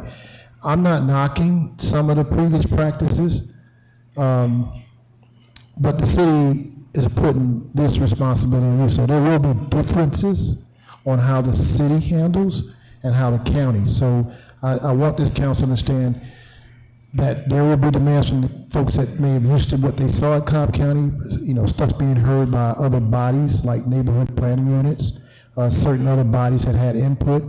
We don't have those processes in place. So as we grow, we're going to be responsible. But I wanted to say, Mayor, however, being responsive, there's no excuse not to do that. If we're not responding to citizens, we won't cross the line and break the rules. But we can respond and give them updates. So what I want Mr. Hughes to talk about is some of these things that we are going through with a planning commission, what this is, why we are doing it, and why it may seem a little disjointed, but it really is just a process of us growing. And so, Mayor, I hope I did address that. One, your question is, what I stated to the council is that you are absolutely not to be hearing a case before it's made to public, and we need to find out when we put something on our website, why it's not accessible. That's something I'm going to work with the city clerk and our community development director to make sure that once it is available to the public, that anyone has access, they can get access. If they can't get it, they should be able to call one of us and we make that available. We can fix that. But once it's available to the public, then you can discuss things. But before then, you're not supposed to. Mayor, I think I addressed that, and then I'll let Mr. Hughes handle some of the processes that they're seeing. So, City Manager Tanks, just one thing as you were talking and describing some of the processes, one of the things I want to explore, since we predetermine a year out when the hearings are for Planning Commission and for Mayor and Council, we also have deadlines for when applications have to be submitted. And so I don't think there will be an issue with once staff is determined that an application is complete, and that means just the application and any other associated materials, why we couldn't publish those and at least put them out online so that the public can see, here's an application for rezoning or an application for land use permit, and it's available. There's no analysis, but just the application. So they know the address, they know who the applicant is, and what they're proposing. The other thing I'll mention too, it was sort of mentioned about maybe some of the planning commissioners aren't as experienced as others. One of the things that Mr. Rob Hozak has proposed, who helped the city put together your zoning ordinance last fall, I think, was doing some training for the planning commissioners. And so what we are working on right now is scheduling a training for the planning commissioners to kind of walk them through the zoning ordinance, what's contained in there, the zoning categories, how the ordinance is organized. We'd also like to, at some point, involve the mayor and council in a training as well, and perhaps also the BZA, so that everybody, all the appointees and also our elected officials have at least some exposure to that document and what is included in that document. Thank you, Mr. Director. Also, the clerk, our city clerk, Mr. Mayor, would like to address the council. Yes, ma'am, please do. Well, yes, I just want to make sure that everyone knows that excuse me. I just want everybody to know that the agenda with all the documents and everything is on the city clerk's webpage. You can go there, it's mableton.gov, go to the city clerk, and then there is the agenda, meeting, and recordings, and all of the information that the departments put in for the council to review is on that website. And of course, we want the agenda prepared as soon as possible and the information out there as soon as possible. So we do ask that the departments get the information to us, but once we get it in a timely manner, it is online and you can go there. You just click on it. It's on the left-hand side where you can click on it, and it'll go right to the application or whatever's on the agenda, and all the supporting information is there. And that's one reason the city clerk is always asking for information on time. Thank you. Thank you, Madam Clerk. I am grateful for that information. Thank you, Mr. Manager, and thank you, Mr. Hughes. Mr. Mayor, just a quick question. Should we consider helping citizens by putting that specifically in another place? We can talk about that. Just from a website perspective, right, as to how make information more accessible. I won't say more transparent, because it is transparent, but making it more accessible to be able to see those. Yes, I think what Mr. Hughes talked about around the timeline of that is important as well, to ensure that it's out there as early as possible. But yes, it does no good to be out there if people are having issues finding them. So thank you, Director Hughes. I appreciate you. Okay, we're going to move right along to item 10. Mr. Manager, I want to put a cap on this. I appreciate your comments. I also want to say that preempt this with our visit to GMA this past weekend. I did have a discussion with them specifically about additional training that will be available for our members of our cabs, specifically planning and zoning, and that we could explore other options to hosting a regional planning and zoning training. Including the council and all the members that actually went to training last year, that was handled by GMA and Carl Vincent Institute. They've offered to do that again for us if we had a couple of other cities join in. So there are still opportunities for even more training for not just planning and zoning, but any other matters the city may have. GMA is still willing to move forward with that. So just wanted to make sure we made a note of that, and our clerk has that in record. All right, with that being said, we're going to move on to item 10, specifically 10A, which is approval of our consent agenda. Council, there's only one item on our consent agenda tonight. That is the approval of the June 11th, 2025 regular meeting minutes. I'd like to entertain a motion to approve the consent agenda. Make a motion to approve the consent agenda. I second. Thank you. Motion's been made and properly seconded by Councilwoman Herndon. Is there any discussion? Hearing none, I'll call the question. All in favor of approving the consent agenda, please say aye. Aye. All opposed, say nay. Hearing no opposition, the ayes have it. We don't have any unfinished business tonight, Council. We're going to move on to item 12, which is our new business, where we have 3 items. The first of those is a consideration and approval of an RFQ. That's request for qualifications for an on-call engineering services to Atlas Engineers, Croy Engineering, American Engineers Incorporated, also known as STV Services, and Patterson and Dewar to authorize the mayor to finalize and execute the agreements. Mr. Manager, I know this is something that you've been looking forward to look at our engineering services that we'll need to keep the city moving forward. If you would like to take the podium, which you are, go ahead, sir. Hello? Oh, I didn't have a button up here. Thank you, Mr. Mayor, Council. Yes, sir, we are moving forward with securing engineering services. The council authorized us to put out the RFQ, and I'm proud to let this council know that our finance department and our purchasing manager had a very thorough vetted process, looked at solicited applications to see who met the qualifications that we look for. They evaluated based on a set of criteria, and those who met qualifications, we cut off, we took a top 4.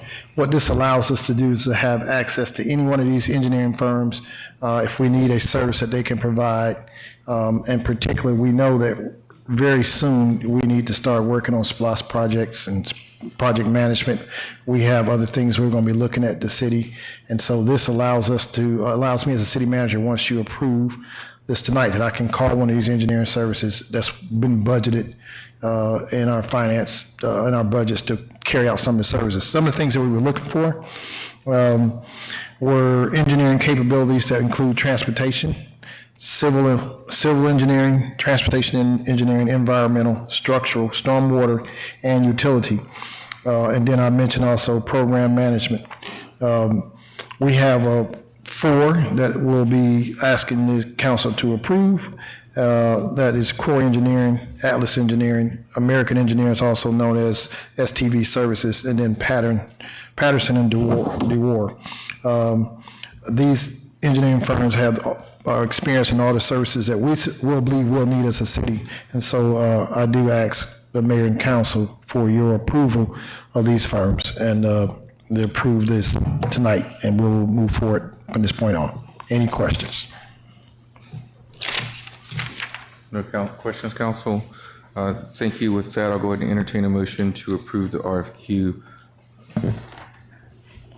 Motion to approve the RFQ.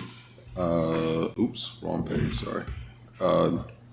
Motion to approve the RFQ for on-call engineering services to Atlas Engineers, Croy Engineering, American Engineering Incorporated, doing business as STV Services, and Patterson and Dewar, and to authorize the mayor to finalize and execute the agreements. Second. Thank you. Motion's been made and properly seconded by Councilman Davis. Any discussion, council? Hearing none, I'll call the question. All those in favor of the motion made by Councilman Ferguson, please say aye. Aye. All opposed, say nay.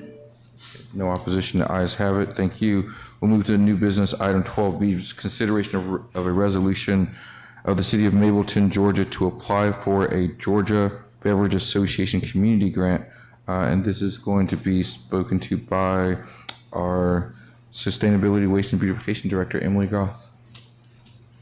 Man, I wish we had a SWB person that did some work.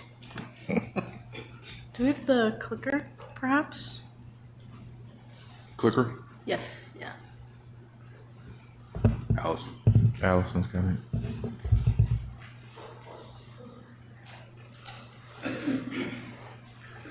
Thank you. Good evening, Mayor and Council. Ma'am. I just wanted to give you a brief overview of a grant opportunity through the Georgia Beverage Association. The eligibility is very broad. It's a recycling grant. Georgia Beverage Association has a program called the Made to Be Remade program, and through that is a community grant for $25,000 or less. So relatively small project with no local match. Just has to be for health and wellness and environmental. It has to have a significant reach, a communication plan, and it can be a nonprofit or a government entity. Again, small project through a recycling program through Georgia Beverage Association. Proposed project would be a mobile recycling trailer that could be branded with Keep Mableton Beautiful, City of Mableton. It can go where we are, whether that's events, cleanup opportunities, and it would focus primarily on collecting beverage containers, glass, aluminum, plastic,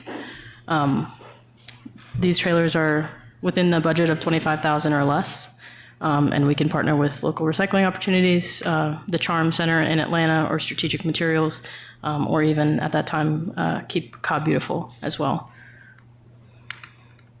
Next steps would be approving the resolution to apply. Again, there's no match, and so then we would submit the application, and then if awarded, you would see an agreement come before you again with the Georgia Beverage Association.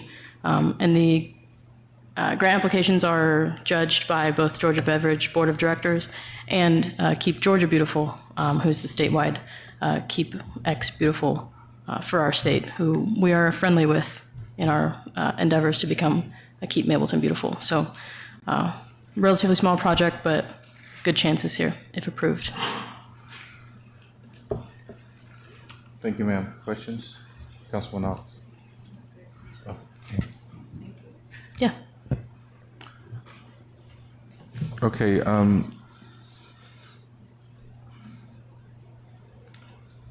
trying to decide where we're going to go forward, but let's just go ahead.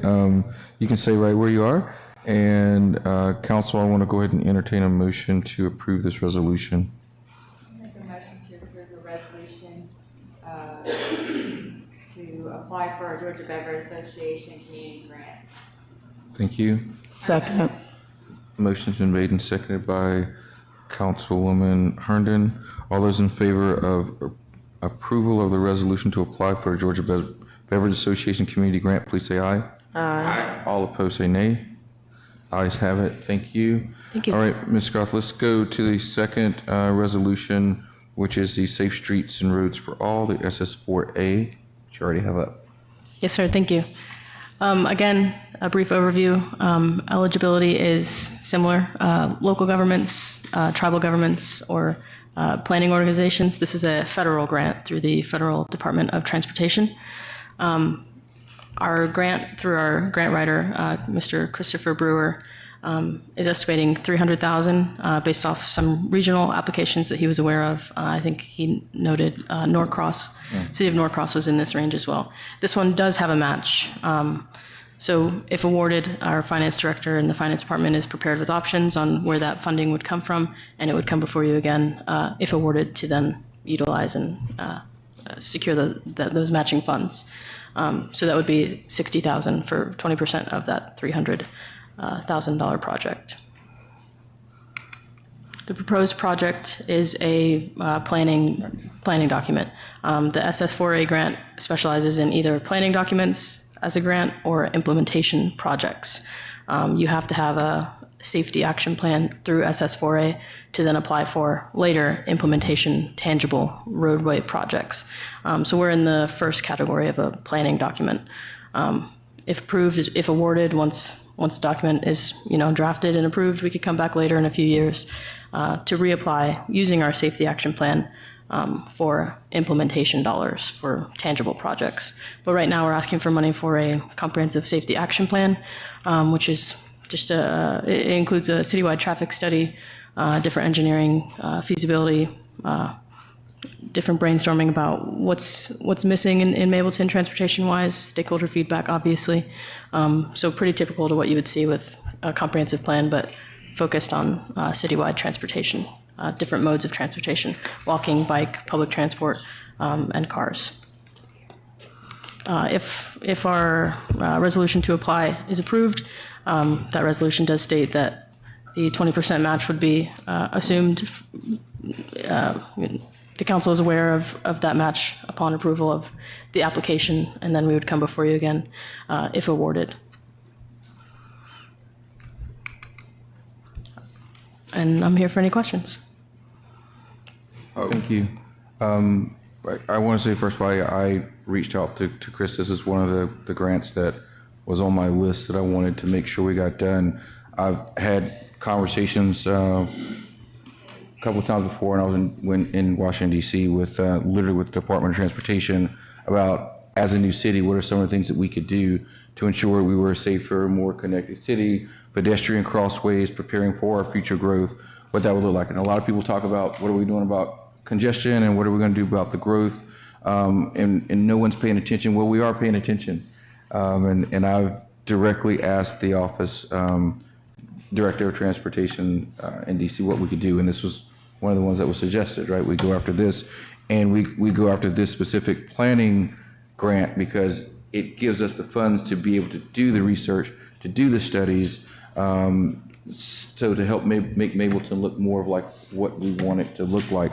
But there's funds and there is a match, and I wanted the council to be aware of what that was, but also it's a fantastic opportunity for us to be able to get federal funds to directly look at what the future of our city can be. And so that's part of the reason why this is at the table, but also why there's an example of funds that are out there to help us plan where we're doing the comp plan on one side for land use, but when we look at what we need to have from a transportation perspective, this planning and demonstration grant will help us, give us the tools that we need by experts to be able to carry this out. Councilman Ferguson. Is this something that we're going to utilize the folks that we just approved to do? Is that the work that they would do, or do we have to find somebody else to go do that? We would find someone to do this, but this comprehensive safety action plan builds out a complete plan. So what we would then do is if we would get this and get the action plan done, then we would follow that up, hopefully with another grant that would actually fund some of that work that we would want to do. And at that time, we would choose whoever those specific, you're talking about from an engineering perspective, right? Right. We would be at liberty to choose over again for that contract. So we're gonna, okay.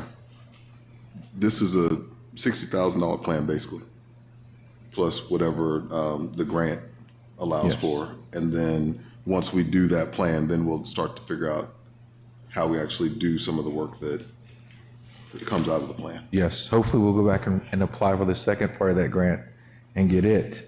So we'll have funding to go along to actually execute on some of those things. And is any of this, I know you mentioned the comp plan, but is any of this being thought of in midst of the comp plan? I mean, our comp plan consultant isn't here. Comp plan is yes. So the short answer is yes. Maybe Hughes wants to speak to it a little bit. I mean, it's a land use plan, right? But okay, I want to be kind of clear what this is to. The comprehensive safety action plan is more than just transportation. It is about how we pedestrian activities. It's not just land transit, it's pedestrian. It's how we can better connect our corridors, how we can better connect our neighborhoods, how we can more safely have people navigate through our city. So would some elements of that be in the comp plan? Maybe so, but definitely not focused on that the way a community action plan is. Just as a reminder, in addition to addressing land use, the comp plan will look at transportation as well. There is a transportation consultant on the team that is looking at major arterials, local streets. I suspect they'll be looking at traffic and crash data as well. I think the end product, once all of the comprehensive plan is done, is a short-term work program that will have specific projects. Some of them will be transportation related. Some of them will suggest additional studies be done. So perhaps this could be a study included in that short-term work program. And this would provide funding for that. Yeah. I mean, it looks like ways we can improve pedestrian crossing, certain areas of speeding, like I said, not just crash reports, but where certain areas where we should look at slowing folks down, if you will. So it is more of a comprehensive focus specifically on safety as it relates to transportation in the city.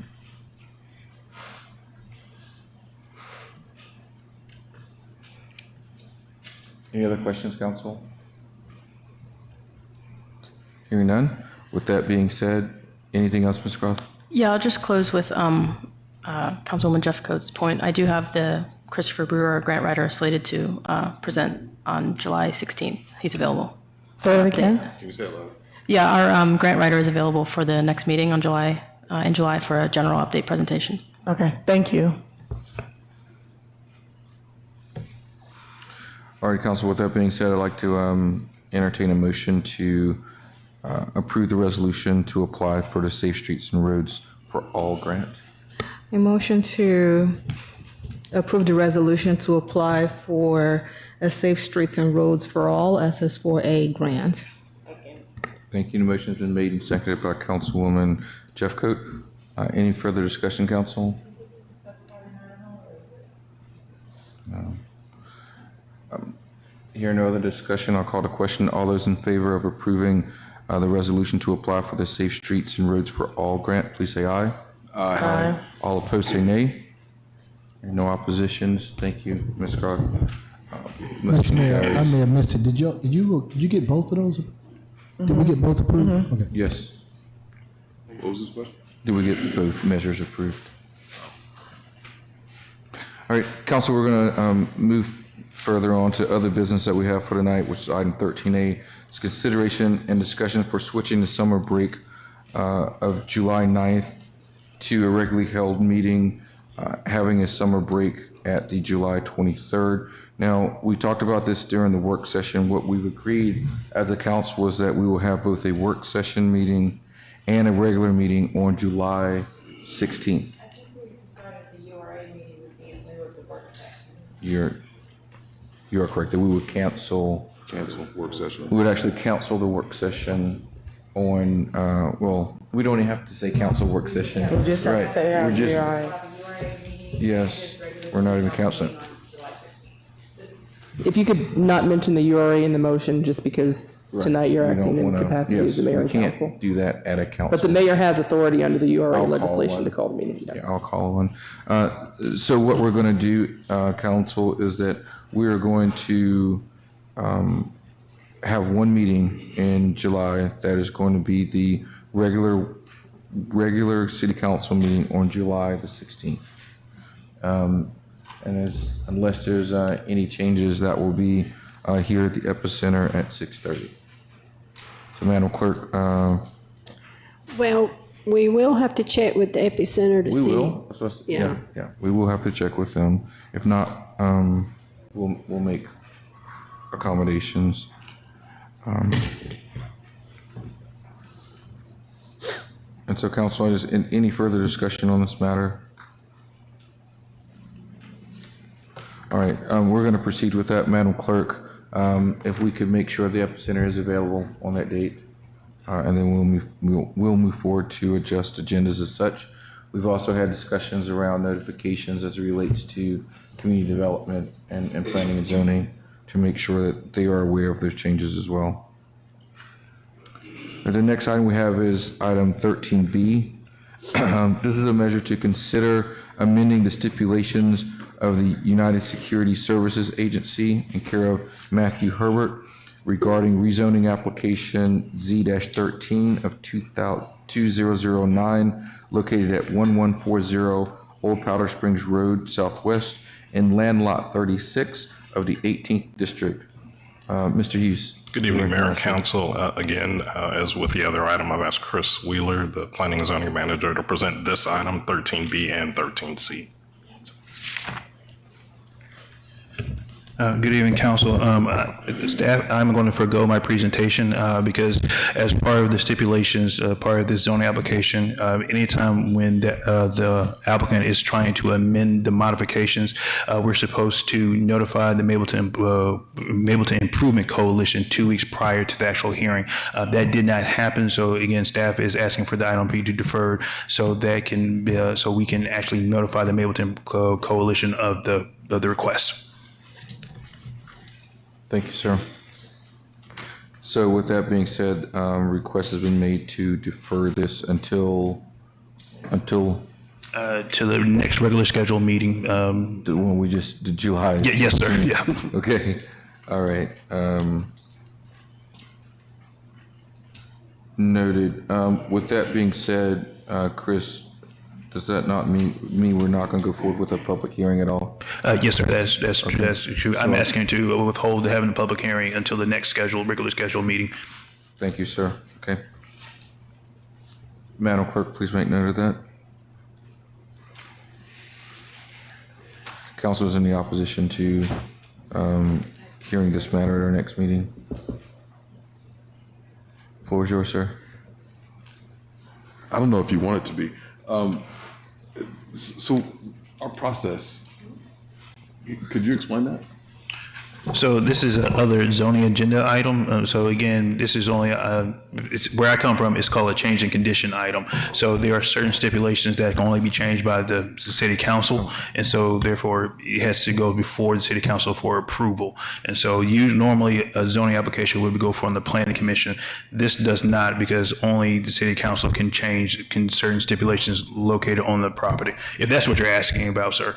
It is, and the follow-up question is, and what is the MIC component to this? So in the stipulations, it says if there's ever going to be modifications to these stipulations, the owner or applicant has to notify MIC of the modifications prior before they actually have the hearing. That's the Cobb County regulation. This will to that case. This will be heard on the 16th. It's okay. It's just this particular one. Yes, sir. This specific case. Okay. Yes. Thank you. Okay. And actually, Councilman Ferguson, I think you were on the right page right there. If I'm looking at your laptop correctly, if you scroll down, I think the very last stipulation. That's what I was looking at. Okay. Okay. So, thank you, sir. Appreciate that. Let's move forward now to, I think it's item 13C, which consider amending stipulations for Kingdom Business for Tommy Orrock regarding rezoning application for Z30 of 2014, property located at 4511 Austell Road Southwest and land lot 1067 of the 19th District. Yes, sir. It's similar to the previous one. Staff is asking for this item be deferred to the next regularly scheduled city council meeting. The staff is asking the applicant to provide a traffic circulation plan because the applicant has indicated that they would like to change the use from an office to a church/daycare. Due to the proximity of where the entrance is onto the site and the bridge, staff would like to have the traffic circulation plan reviewed by Cobb County DOT to make sure that it's adequate enough to accommodate a daycare and all the regular operations that come along with the daycare. Understood. And has that request already been made? Or Yes. Yes, sir. And so your request is going to be made to defer this until that? Yes, sir. It's anticipated to be there by the 16th? The applicant has indicated that they have something, but it has not presented to staff. So they are actually going to present it either later tonight or before the week is out. Okay, thank you, sir. Yes, Dan. Can I request that we make a motion to defer? And that's because Susan just told me that the software that she has, it's designed, it's more efficient. If you do that, it will automatically take the case and put it on the next one. Okay, that's fine. We can do that. Yeah, we can do that. Well, we can do it for 13B. Let's go ahead, since we're on C now, I prefer to go ahead and do C and then we'll come back to B. Any other discussion on this item, the council? Mr. Wheeler? No, sir, I didn't have anything else to provide. Thank you, sir. With that being said, council, I would like to entertain a motion to defer item 13C to our next scheduled meeting. A motion to defer item 13C to the next scheduled regular meeting. Should be July 15th. Yep. Second. Motion's been made, clerk, and seconded by Councilman Ferguson. Any discussion? Hearing none, I'll call to question. All those in favor of deferring item 13C until our next scheduled meeting on July 16th, please say aye. Aye. All opposed say nay. Ayes have it. Thank you. We will revisit 13B to officially get a council vote on the deferment of this measure, item 13B, until our next city council meeting. I'll entertain a motion. Go ahead, Mr. I'd like to make a motion to defer O.C.G.A 2025-002 until our next meeting on July 16th. I second. Thank you. Motion's been made and properly seconded. All those in favor of deferring item 13B, which is O.C.G.A 2025-002 to our next meeting, please say aye. Aye. All opposed say nay. Ayes have it. Thank you. Please proceed, Madam Clerk. With that being said, council, I do not think there's any other business in front of us. With that being said, Mr. Manager, any comments, sir? Yes, sir, Mayor. Pulling up my notes. First, I wanted to say to the council, when I was honored that you select me as a city manager, I set 3 broad goals, and there was a lot of detailed goals behind that, but one of the broad goals was to make sure that we achieved active city status or qualified city status by establishing 3 services. The second goal was to hopefully prepare, support, and help the council navigate what I think is by far the toughest thing you're facing, that is service delivery negotiations. And then finally was to make sure that we could adopt a budget by the end of the fiscal year, a formally adopted budget posted on website, the whole package. And I want to thank Ms. Karen Ellis and her finance team for helping me achieve my final goal that I set for myself tonight. All 3 of those goals have been achieved with an adopted budget, so I want to publicly thank Karen Ellis and the finance team. I think I can go to Hawaii now, maybe take a vacation, but some of our citizens have said, nope, I have to get to work. And I also, again, want to thank this council and this city for the support you gave me in the loss of my wife. I will say a lot of grace has been given to me, a lot of love, and so I thank each and every last one of you. I can't thank you enough for the support that I received during that, probably the hardest time in my life that I can remember.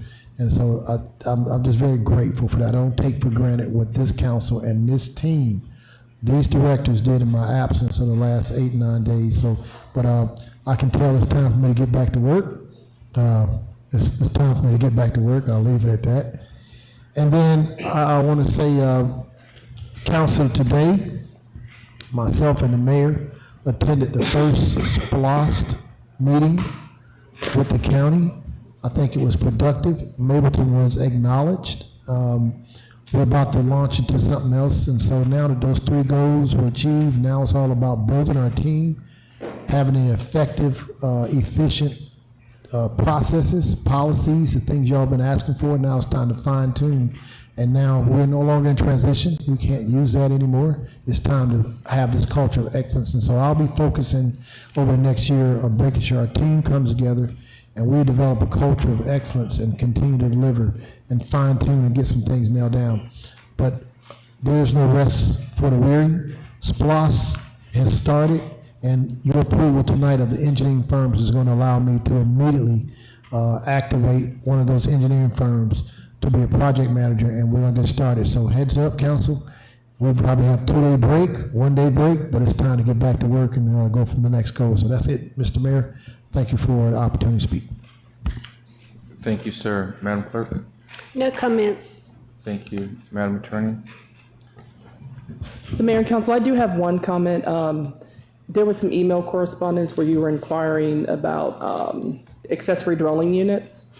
And I did have the opportunity, I went through the minutes and the records just to kind of grasp, and not necessarily an audit, because I don't usually audit your contractors, but I did go through and I did a mini audit to see what happened about the inclusion of accessory dwelling units in your zoning code. And what I found is that, so you procured services with IBTS to amend the code, to do basically a lift shift to not do major substantive modifications unless it was absolutely necessary. So I did look through what was presented by IBTS, and I did see that last year, back in October, Rob Hozak, he did present a draft to the council, and it included the accessory dwelling language. He put that on the August 26th agenda, and then it was again presented on October 7th by Chris Miller, and it did include the accessory dwelling unit language, and then it was presented again, I think, on October 9th, And then Rob himself presented it again on October 23 and November 13th. Now, once I looked and confirmed that they did actually notify the council and present this within those drafts, I cross-compared what they presented with what was in Cobb County's code, and it looks almost identical verbatim. So it does appear that they actually did do a lift and shift. The only change that I saw that was noticeable is that in Cobb County's code, it is enumerated under every single zoning subsection. And what Rob and his team did is, instead of enumerating it under every single zoning section, where it was identical, they consolidated it. So if you look at your table of contents, which is page 6 in your zoning code, you have 4 categories. You have one category, which is the consolidation, and then you have the other 3 categories, which is, you have the other 3 categories, which is where Rob copied and pasted portions of the code that were not identical to the other portions, but they were identical to Cobb's code. And that was for sections RSL, SC, RM12, RM8, and FST. So I didn't see any deviation from the LIF and SIF, and that's basically what my findings were. So if you have any questions, I'm certainly able to answer them.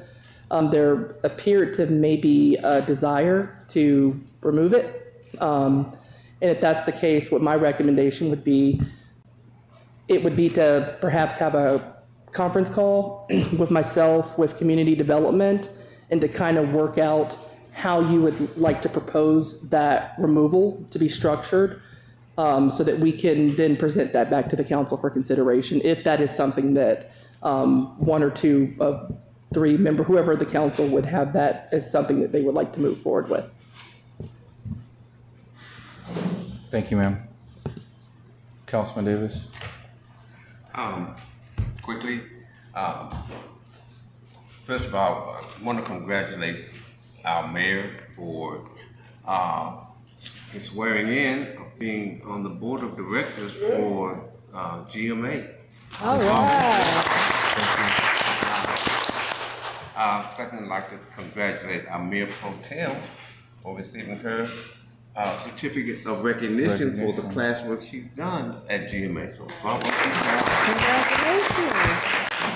And I'd also like to just say, in terms of just pray for our nation still. In terms of my experience in corporate and having gone from one end of this country to the other in various jobs, I keep in touch with a lot of my peers from banking, from even the entertainment business, and even from some of the jewelry business. I've done a lot of different things. And look at what this nation faces, what were the challenges and the things that we, as consumers and community leaders, as people of the community, have to deal with. Just keep our nation lifted up, because we're the best nation on earth.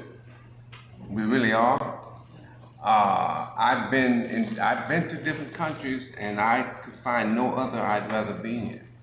But there are challenges that this country will face. Pray for our people in uniform for the challenges that they will be facing. Pray for our leaders, whether they're in city government, state government, or national government, because there are many challenges that, and I'm not saying this to be pessimistic, please don't take it that way, because the United States, I will say this, we've fought different wars, we've gone through the Great Depression, and we still overcame, we still bounced back regardless. So despite whatever kind of challenges we may face in the future, we will bounce back. But just keep the country lifted, just keep us lifted. And have a great night and a great rest of your week.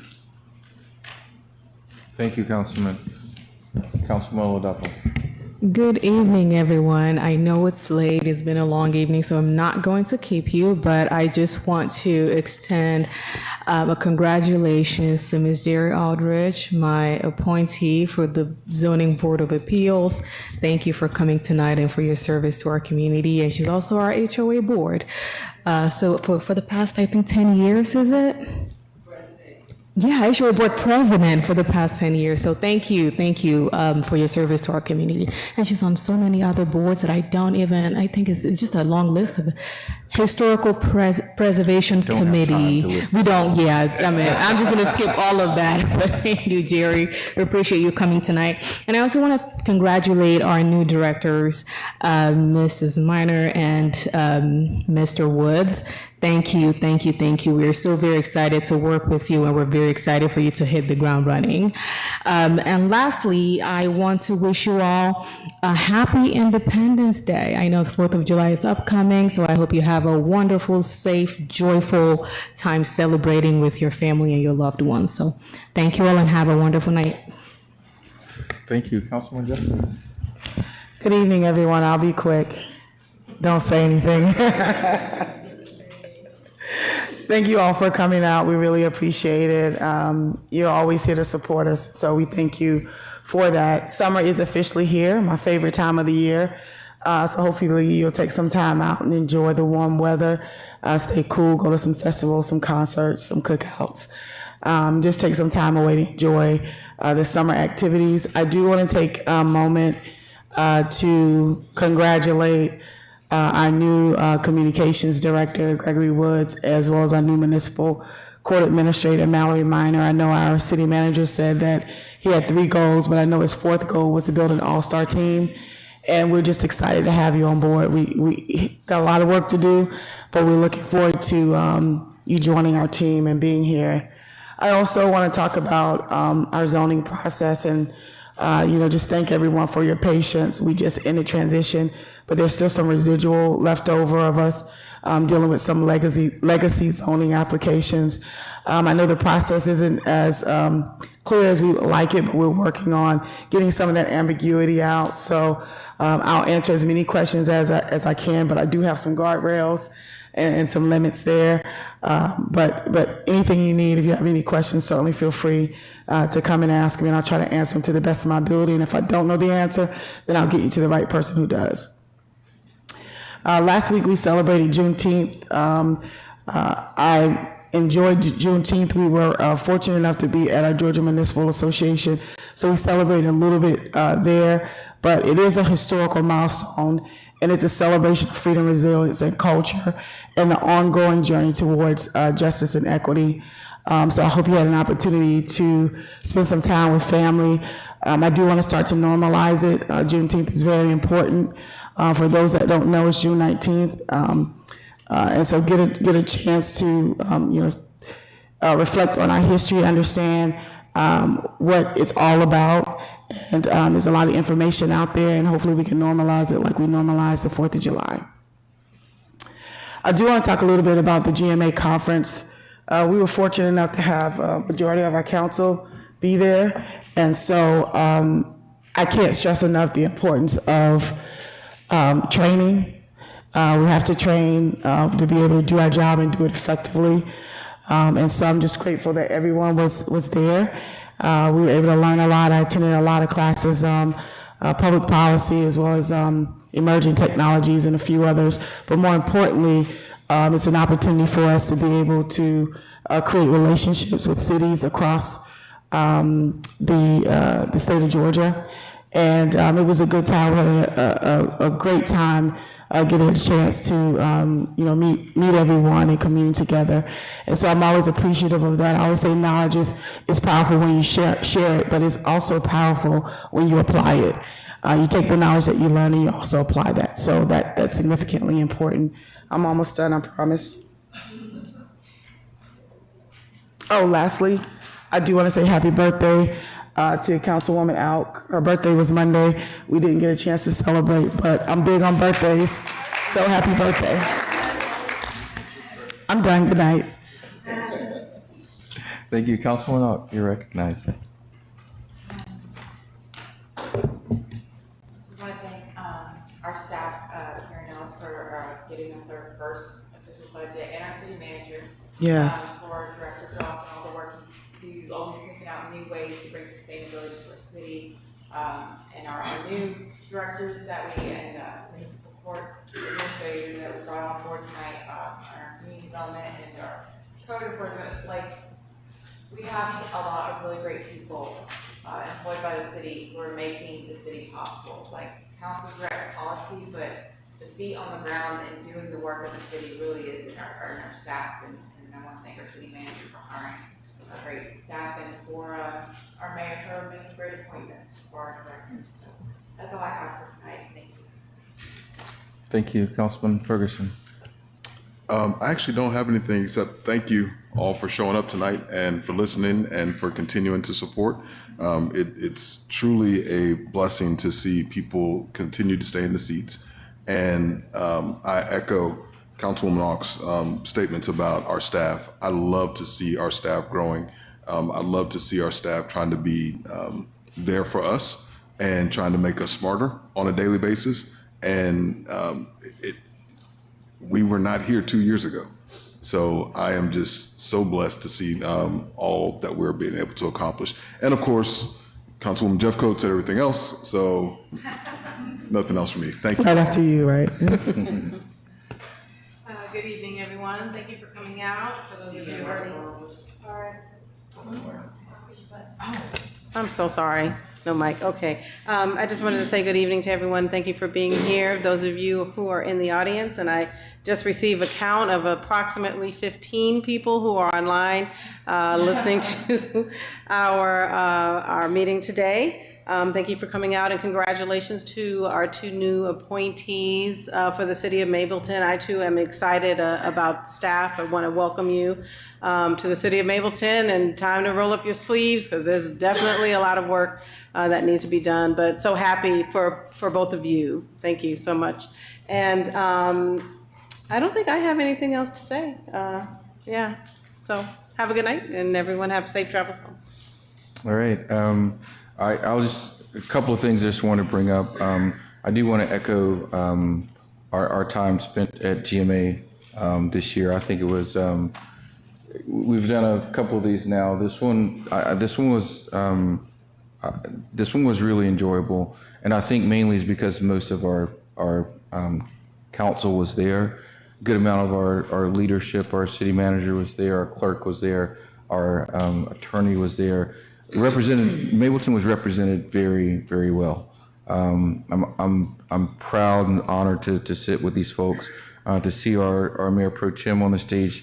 I'm honored for the training that she's undergone, and it was pretty special for me too. Obviously, being appointed to the board of directors statewide is something I don't take lightly.